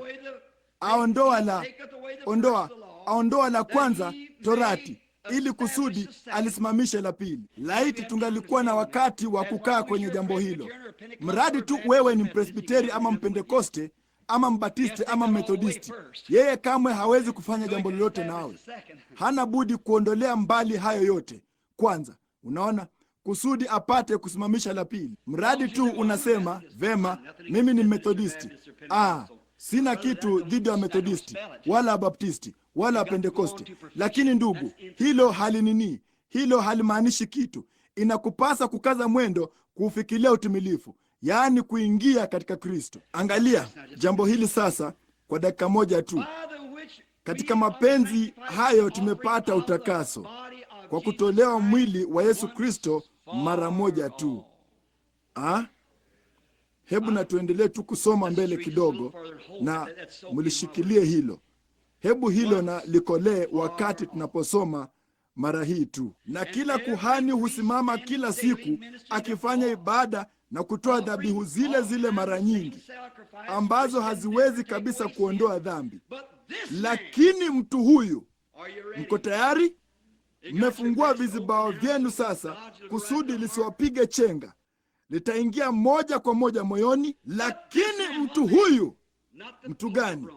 Si papa wa Roma, si askofu wa kanisa la Kimethodisti wala wa kanisa lingine lolote.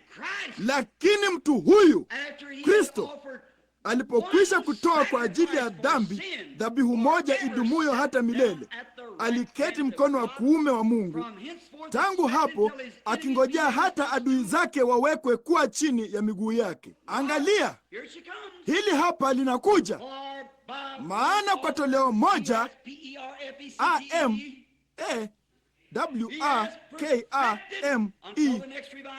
AMELESHA, amewakamilisha mpaka ufufuo ujao. Hilo lingesema nini? Amewakamilisha hata milele hawa wanaotakaswa. Mnalipata? Na tukaze mwendo tuufikilie utimilifu. Sasa ninyi watu wa utakatifu mnasema, lo, naam, tunaamini katika utakatifu. Haleluya, tunaamini katika kutakaswa. Lakini mnachukua mambo yenu wenyewe, mnaacha tu hili na kuacha lile. Mnajua hampaswi kulifanya. Kristo asipofungua mlango na kuliwisha moyoni mwako nawe unafikia mahali ambapo dhambi imekufa na tamaa yote yamekufa, basi yeye anaondoa haki yako wewe mwenyewe apate kufanya makao ndani yako, na huyo ni Kristo mwana wa Mungu ndani yako, tumaini la utukufu. Tukaze mwendo tuufikilie utimilifu. Tunawezaje kuwa wakamilifu? Kwa mauti ya Kristo, si kwa kujiunga na kanisa, si kwa matendo yetu mema yale tunayofanya. Hayo yote ni sawa, si kwa sababu ati tulibatizwa hivi ama vile, si kwa sababu kwamba eti tumeponywa kwa kuwekewa mikono, si kwa sababu ya yoyote ya mambo haya mengine. Tunaamini katika kifo, kuzikwa na kufuka. Paulo alisema, ningeweza kunena kwa lugha za wanadamu na za malaika. Hizo ni lugha zinazoweza kueleweka na zile zisizoweza kueleweka, zinazopaswa kufasiriwa. Si kitu mimi. Nijapokuwa na karama ya maarifa na kufahamu hekima yote ya Mungu, ninaweza kuielezea Biblia kutoka kuifunganisha pamoja. Si kitu mimi. Hainisaidii sana kwenda shuleni basi, sivyo, kujifunza Biblia. Nijapokuwa na imani hivi kwamba naweza kuhamisha milima. Kampeni za uponyaji hazina faida sana, basi, sivyo. Si kitu mimi. Nijapotoa mwili wangu niungue moto kama dhabihu. Lo, wao wanasema mtu yule ni wa kidini, lakini yeye si kitu. Paulo alisema hakuwa kitu hata kidogo. Kwa maana palipo na lugha zitakoma, palipo na unabii utabatilika, palipo na mambo haya mengine yote yatabatilika, lakini ijapo ile iliyo kamili, iliyo kwa sehemu, itabatilika. Unaona, ile iliyo kamili. Na nini iliyo kamili? Upendo. Upendo ni nini? Mungu. Na tuweke kando kazi hizi zote ndogo zilizokufa na sheria za ibada, na tukaze mwendo tuufikilie utimilifu. Mnaona jambo hilo? Tunakamilishwa kwa njia ya Kristo. Tunaingiaje ndani yake? Kwa ubatizo wa Roho Mtakatifu. Vema, inakuwaje? Umepita toka mautini ukaingia uzimani. Vema, je, inatakiwa nitetemeke, niruke, nifanye jambo hilo? Wewe haikubidi kufanya lolote. Umelifanya tayari. Mungu alikutoa mautini akakuingiza uzimani, nawe uko hai. Ndipo matunda ya maisha yako yanaonyesha jambo hilo. Wengi wenu ninyi wa Methodisti na Wanazarayo mlipaza sauti kwa nguvu tu mlivyoweza kupaza. Mtu akaiba mahindi kutoka kwenye shamba la mtu. Hiyo ni kweli. Mnafanya kila kitu ambacho kingaliweza kufanywa. Wengi wenu ninyi wa Pentekoste mlinena kwa lugha kama kumwaga mbaazi juu ya ngozi ya ng'ombe. Hakika mkatoka mkaenda moja kwa moja na kumtorosha mke wa mtu mwingine, mkafanya mambo ya kila namna. Hilo silo, ndugu. Msijaribu kupata mhemko wowote wala chochote kile kipachukue mahali pa Roho Mtakatifu. Kuzaliwa kupya kunapokuja, unabadilishwa. Haikubidi kufanya jambo lolote kuthibitisha jambo hilo. Maisha yako yanalithibitisha unapotembea. Wewe ni upendo, amani, uvumilivu, utu wema, upole, subira. Hivyo ndivyo ulivyo, na ulimwengu mzima unaona sura ya Yesu Kristo ndani yako. Sasa kunena kwa lugha, huko kupaza sauti, hizo ni tabia tu zinazofuatana na maisha ya namna hii. Nawe unaweza kuiga tabia hizi, wala kamwe usiwe na maisha hayo. Tunaona jambo hilo. Ni wangapi wanaojua ya kwamba hiyo ni kweli? Hakika mnajua. Hakika bila shaka mnajua hivyo. Jamani, mnaliona jambo hilo mahali pote mlipo. Kwa hiyo hakuna kitu unachoweza kusema ni thibitisho la Roho Mtakatifu isipokuwa iwe ni maisha yako unayoishi. Sasa kama ukitaka kunena kwa lugha, hilo ni sawa kabisa, kama unaishi maisha yanayounga jambo hilo mkono. Hilo ni sawa. Na kama unataka kupiga makelele, sawa, hilo ni sawa. Mimi ninapaza sauti pia. Ninakuwa na furaha sana mara nyingine hata siwezi kuvaa jozi ya viatu. Ninajisikia kama niruke nitoke ndani yake. Na hilo ni zuri sana. Ninaliamini. Nimeona maono na wagonjwa wakiponywa na watu wakifufuliwa, wakati wamelala pale na madaktari wanaondoka zao na kusema wamekwisha na wameaga dunia. Wanabaki pale kwa saa kadhaa, ndipo Roho Mtakatifu anashuka moja kwa moja na kuonyesha ono. Ninashuka, ninaenda kule na kumfufua mtu huyo. Nimeona hawa walio viziwi, bubu na vipofu na viwete wakitembea. Hilo halinini. Hizo ni sifa tu.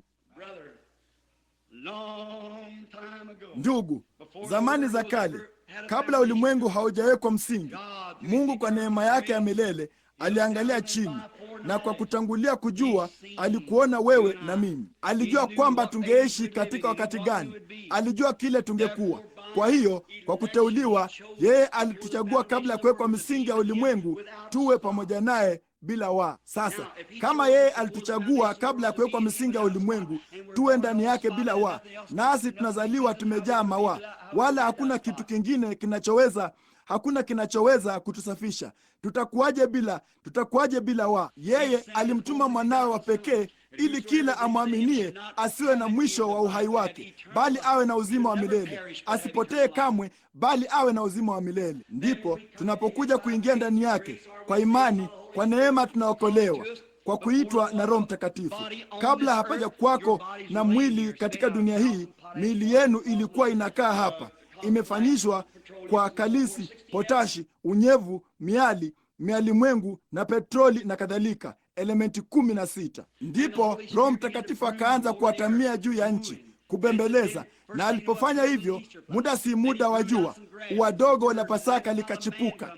Ndipo akaatamia nyasi na ndege, na baada ya muda kidogo mtu akatokea. Sasa kamwe hakumfanya mwanamke kutoka katika mavumbi ya ardhi. Yeye tayari ni mwanamume kwanza. Mwanamume na mwanamke ni mmoja.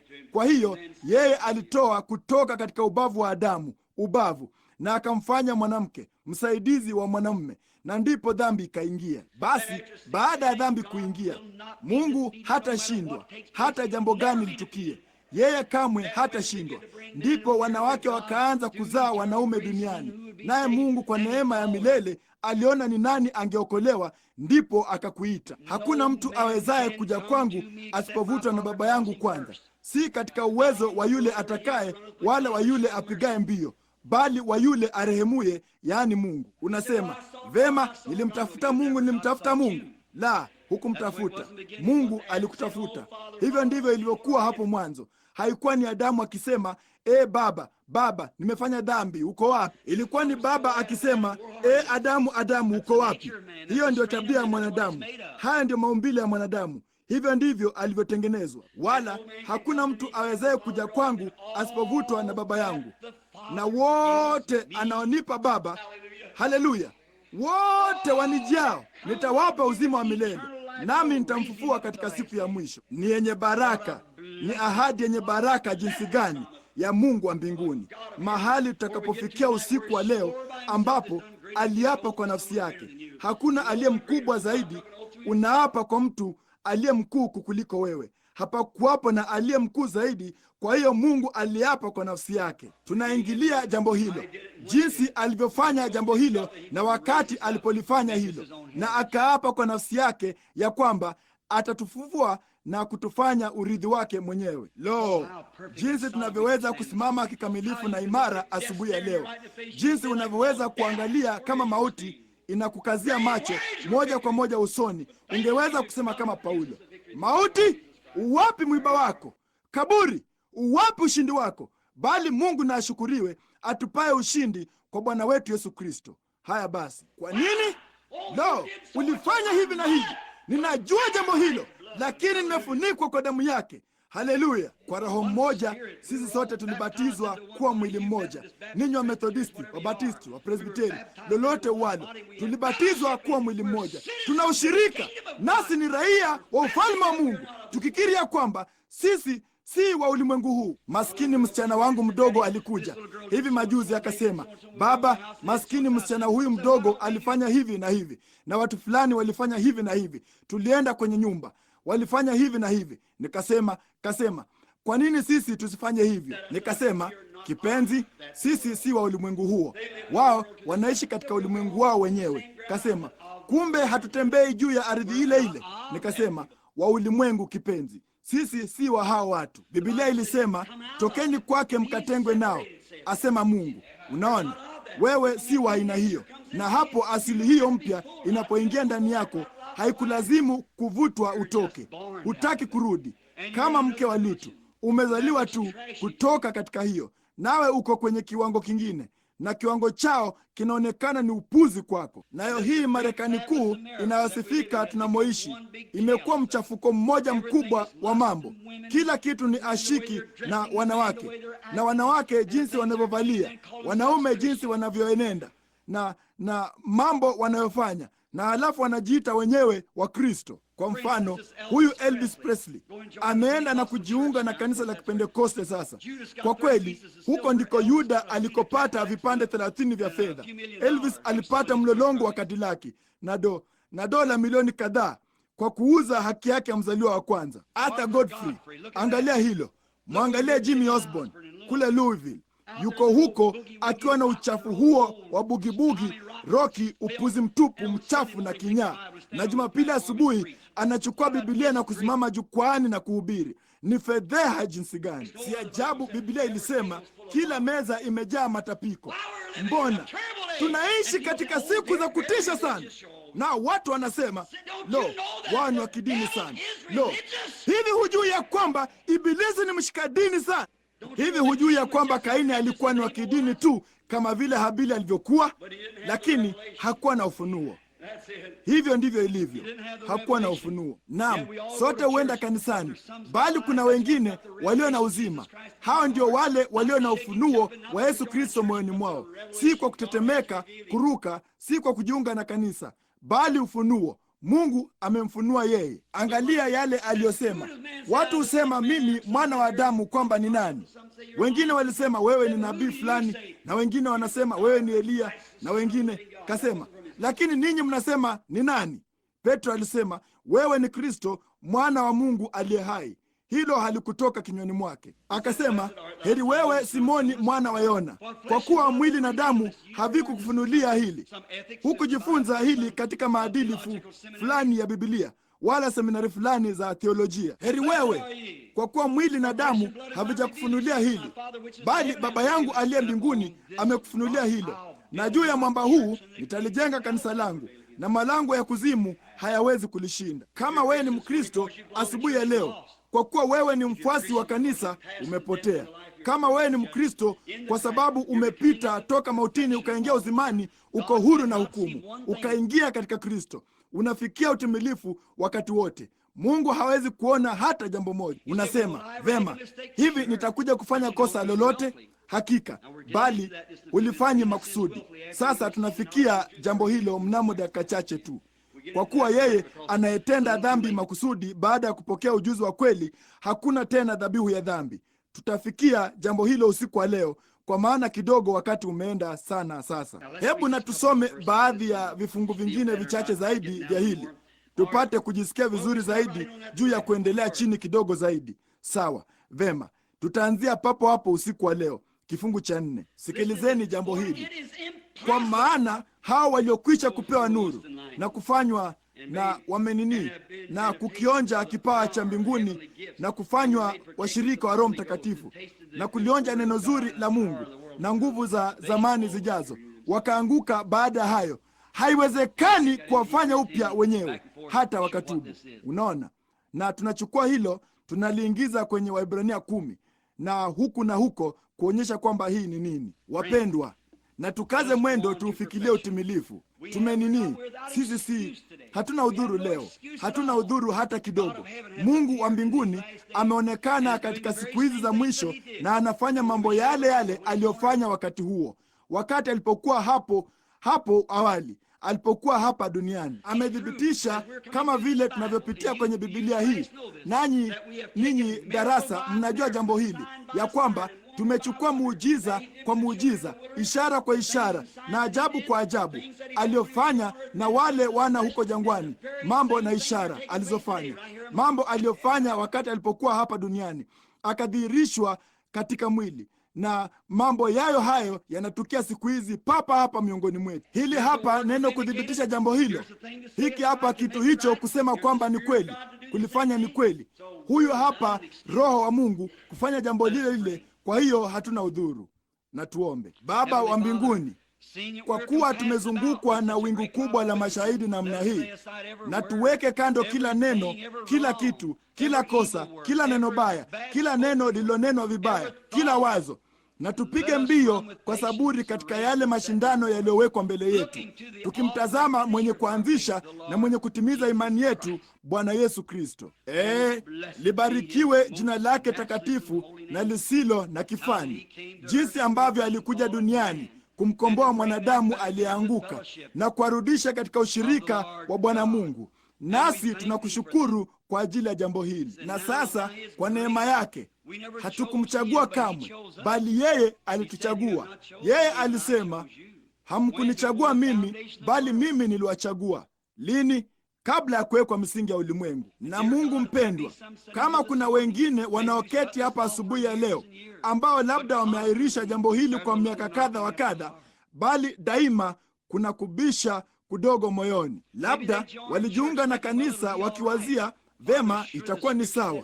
Baba, hakika maandiko yameelezea jambo hilo asubuhi ya leo, ya kwamba huwezi kujificha nyuma ya kanisa na uwe mwenye haki, wala huwezi kuwa mzuri, usiseme uongo, wala kuiba na kufanya jambo lolote baya na ungali uwe ni mwenye haki. Kuna haki moja tu tulionayo, si yetu wenyewe, bali ni haki yake. Yeye amekamilisha wokovu wetu. Kwa hiyo tukiwa ndani yake, Mungu haoni makosa yetu. Tunapofanya kosa lolote, kuna roho ndani yetu inayopaza sauti, Baba nisamehe. Ndipo Mungu haoni jambo hilo. Ni tunaingizwa katika ushirika na neema pamoja naye. Tujalie hayo Bwana tunapoifunga ibada hii katika jina la Kristo, amina. Hebu kwa muda kidogo tu ninataka kuwauliza, haidhuru unafanya nini, umepotea. Sikiliza jambo hili. Wakati fulani zamani, huenda nililisimulia hilo hapo awali. Hili hapa tukio dogo lililonipata. Nilikuwa huko Toledo, Ohio. Nilikuwa kwenye ufufuo na nikiendesha mkutano sehemu hizo, na watu walikuwa ni wengi sana. Hao watu walijua zile hoteli nilizozoea, kwa hiyo walinichukua wakanipeleka kijijini. Nilikuwa nikikaa kule kwenye moteli ndogo. Tulikuwa tukila kwenye mkahawa mdogo wa Duncan. Palikuwa ni mahali pazuri sana. Hawa maskini mabibi pale walionekana ni Wakristo na watakatifu walivyoweza kuwa, wasafi na wenye hisani. Jumapili ilifika, nikashikwa na njaa. Nilikuwa nikifunga kidogo, nami ninataka kuvuka barabara niende kwenye nyingine, niagize nini kidogo.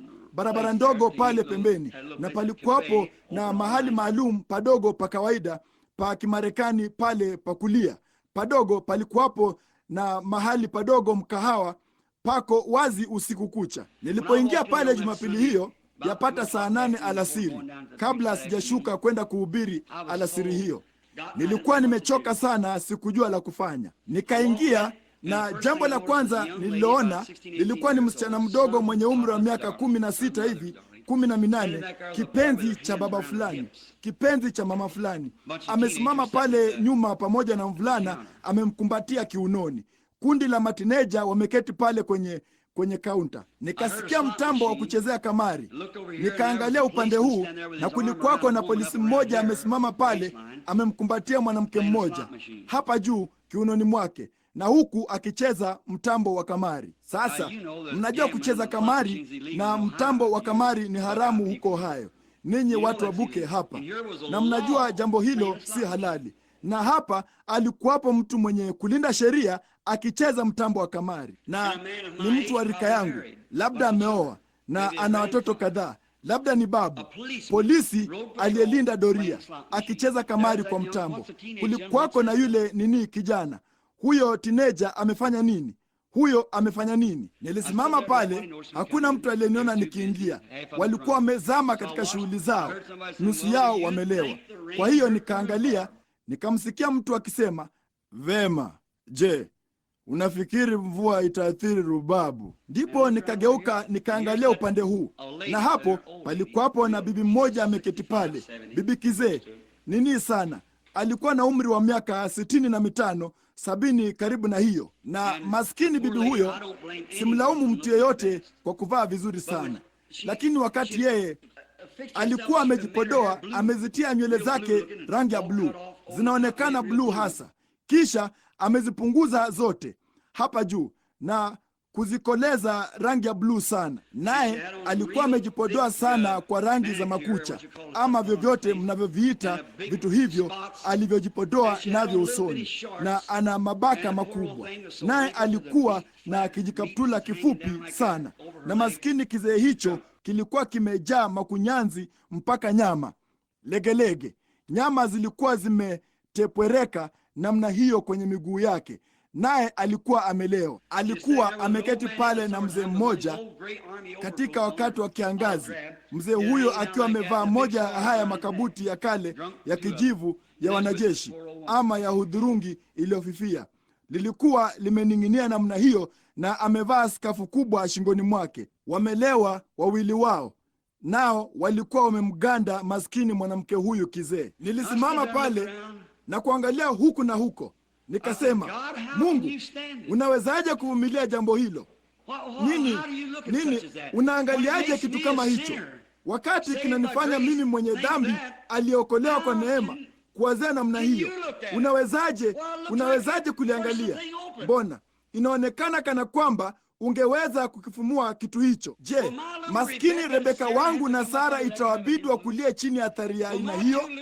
Je, itawabidi maskini wasichana wangu wawili wadogo wakabiliane na ulimwengu wa anasa kama unaojulikana jinsi hiyo, jinsi ulivyo siku hizi, ambapo watu wanafanya hivyo? Mungu, ninawezaje? Nifanye nini? Bila shaka ni neema yake. Kama walikusudia uzima wa milele wataujia, kama hawakukusudiwa hawatakuja. Sijui, hilo ni la Mungu. Nitatekeleza sehemu yangu. Nikawazia, unawezaje kuvumilia jambo hili Mungu? Inaonekana kana kwamba wewe ni mtakatifu sana, hata utafagilia mbali kitu hicho kitoke duniani.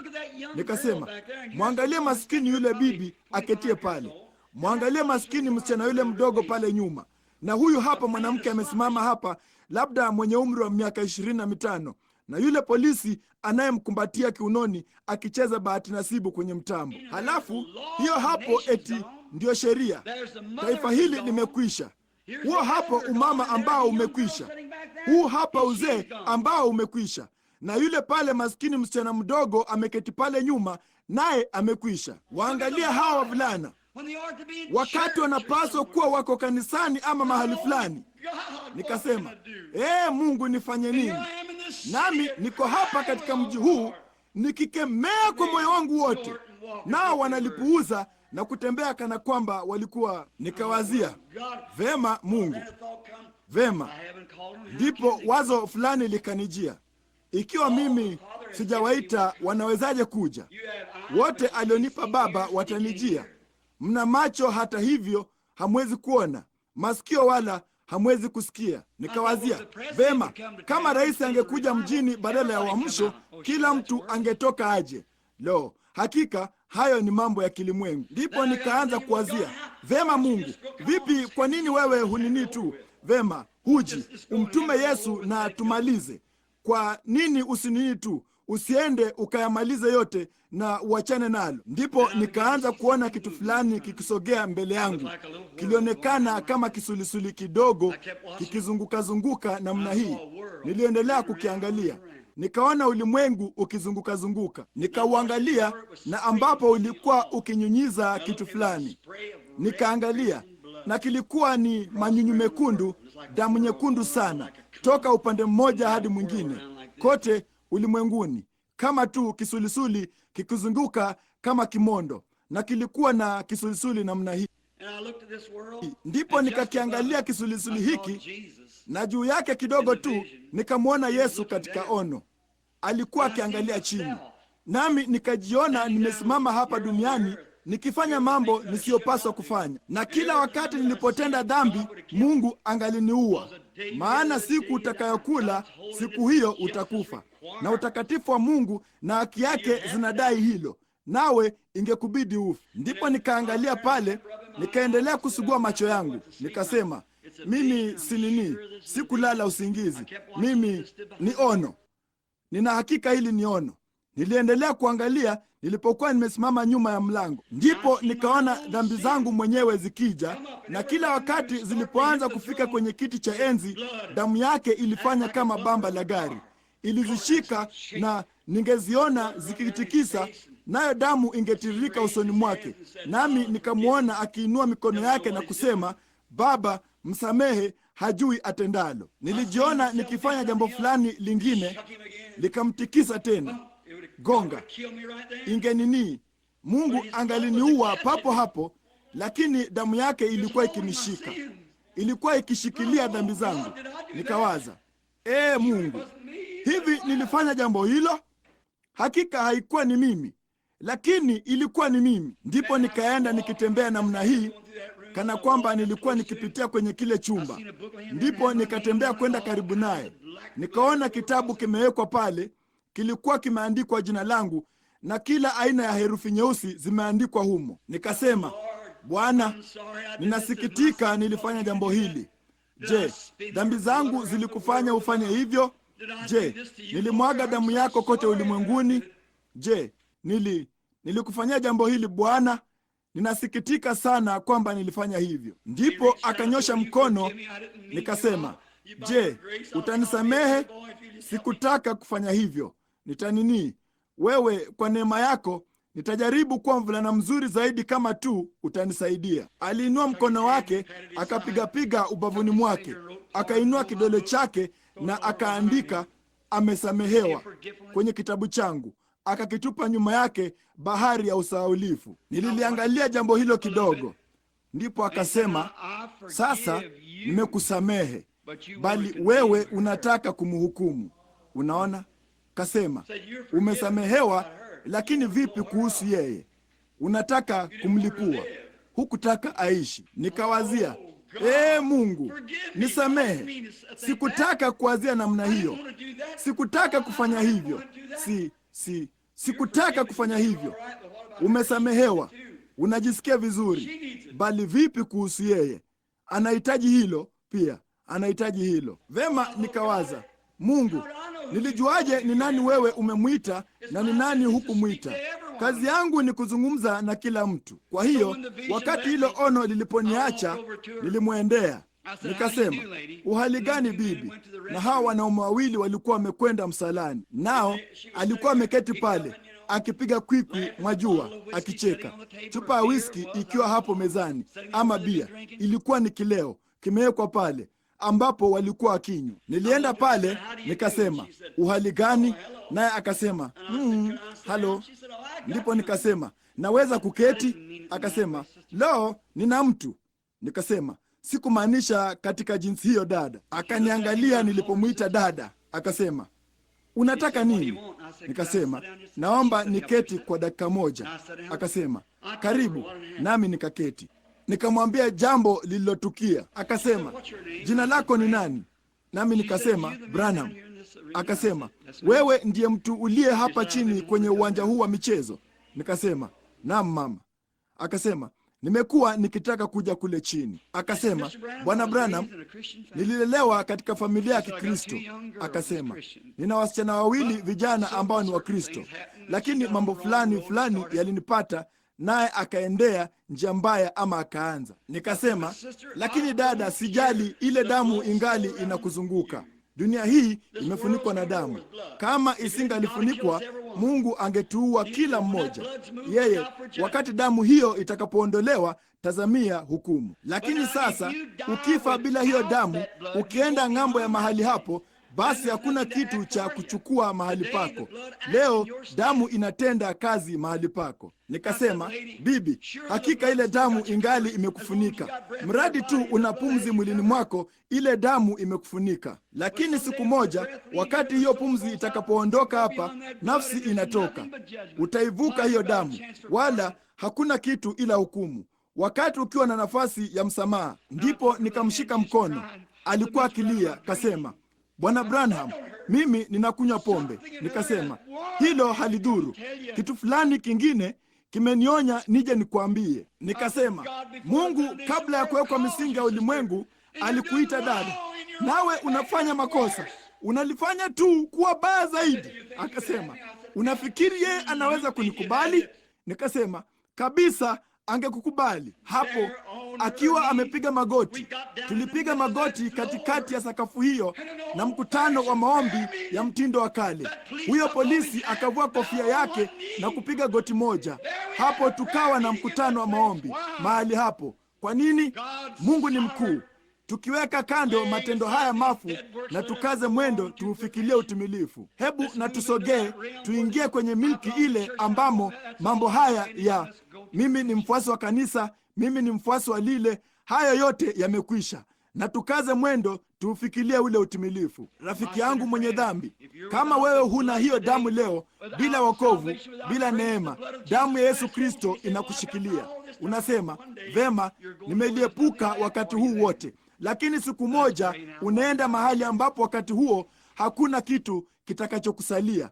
Hebu na tuombe sasa wakati tunapoinamisha vichwa vyetu. Je, kuna nini? Kungekuwako na mtu mmoja hapa leo angetaka kusema, Mungu unirehemu, ninatambua ya kwamba nimefanya makosa. Huenda umejiunga na kanisa, hilo ni sawa. Lakini kama hujapokea neema ya Kristo, unaweza kuinua mkono wako na kusema, niombee mimi ndugu Branham. Mungu akubariki bwana. Mungu akubariki mama.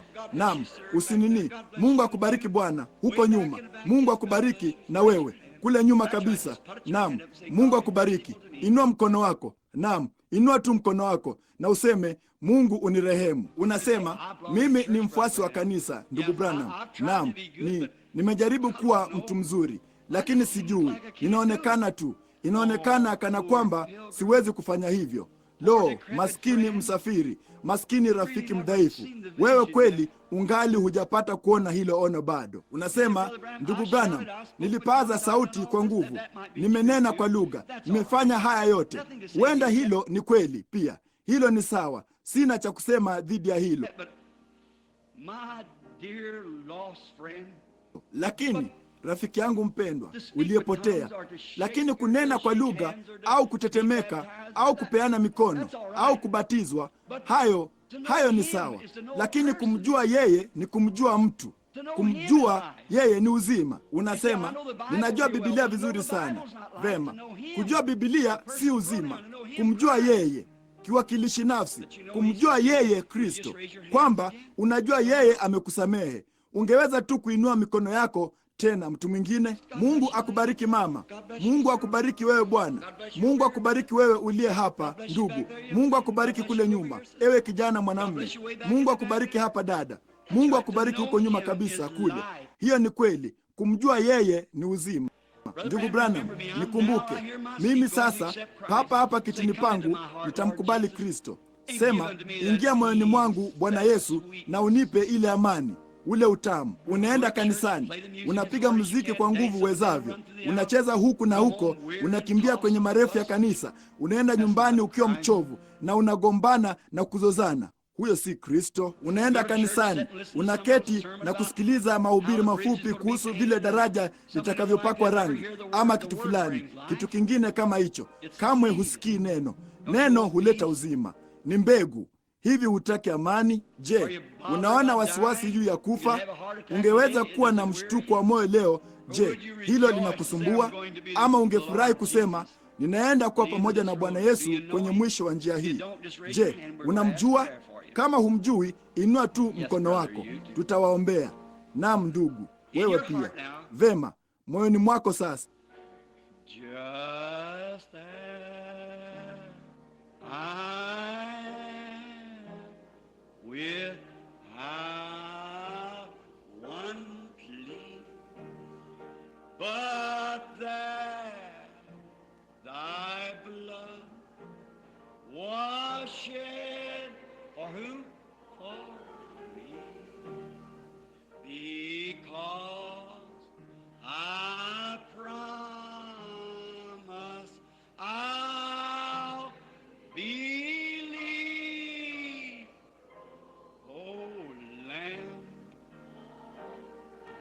Oh Lamb of God,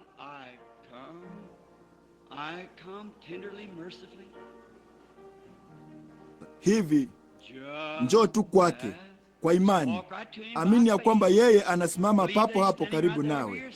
Anasimama.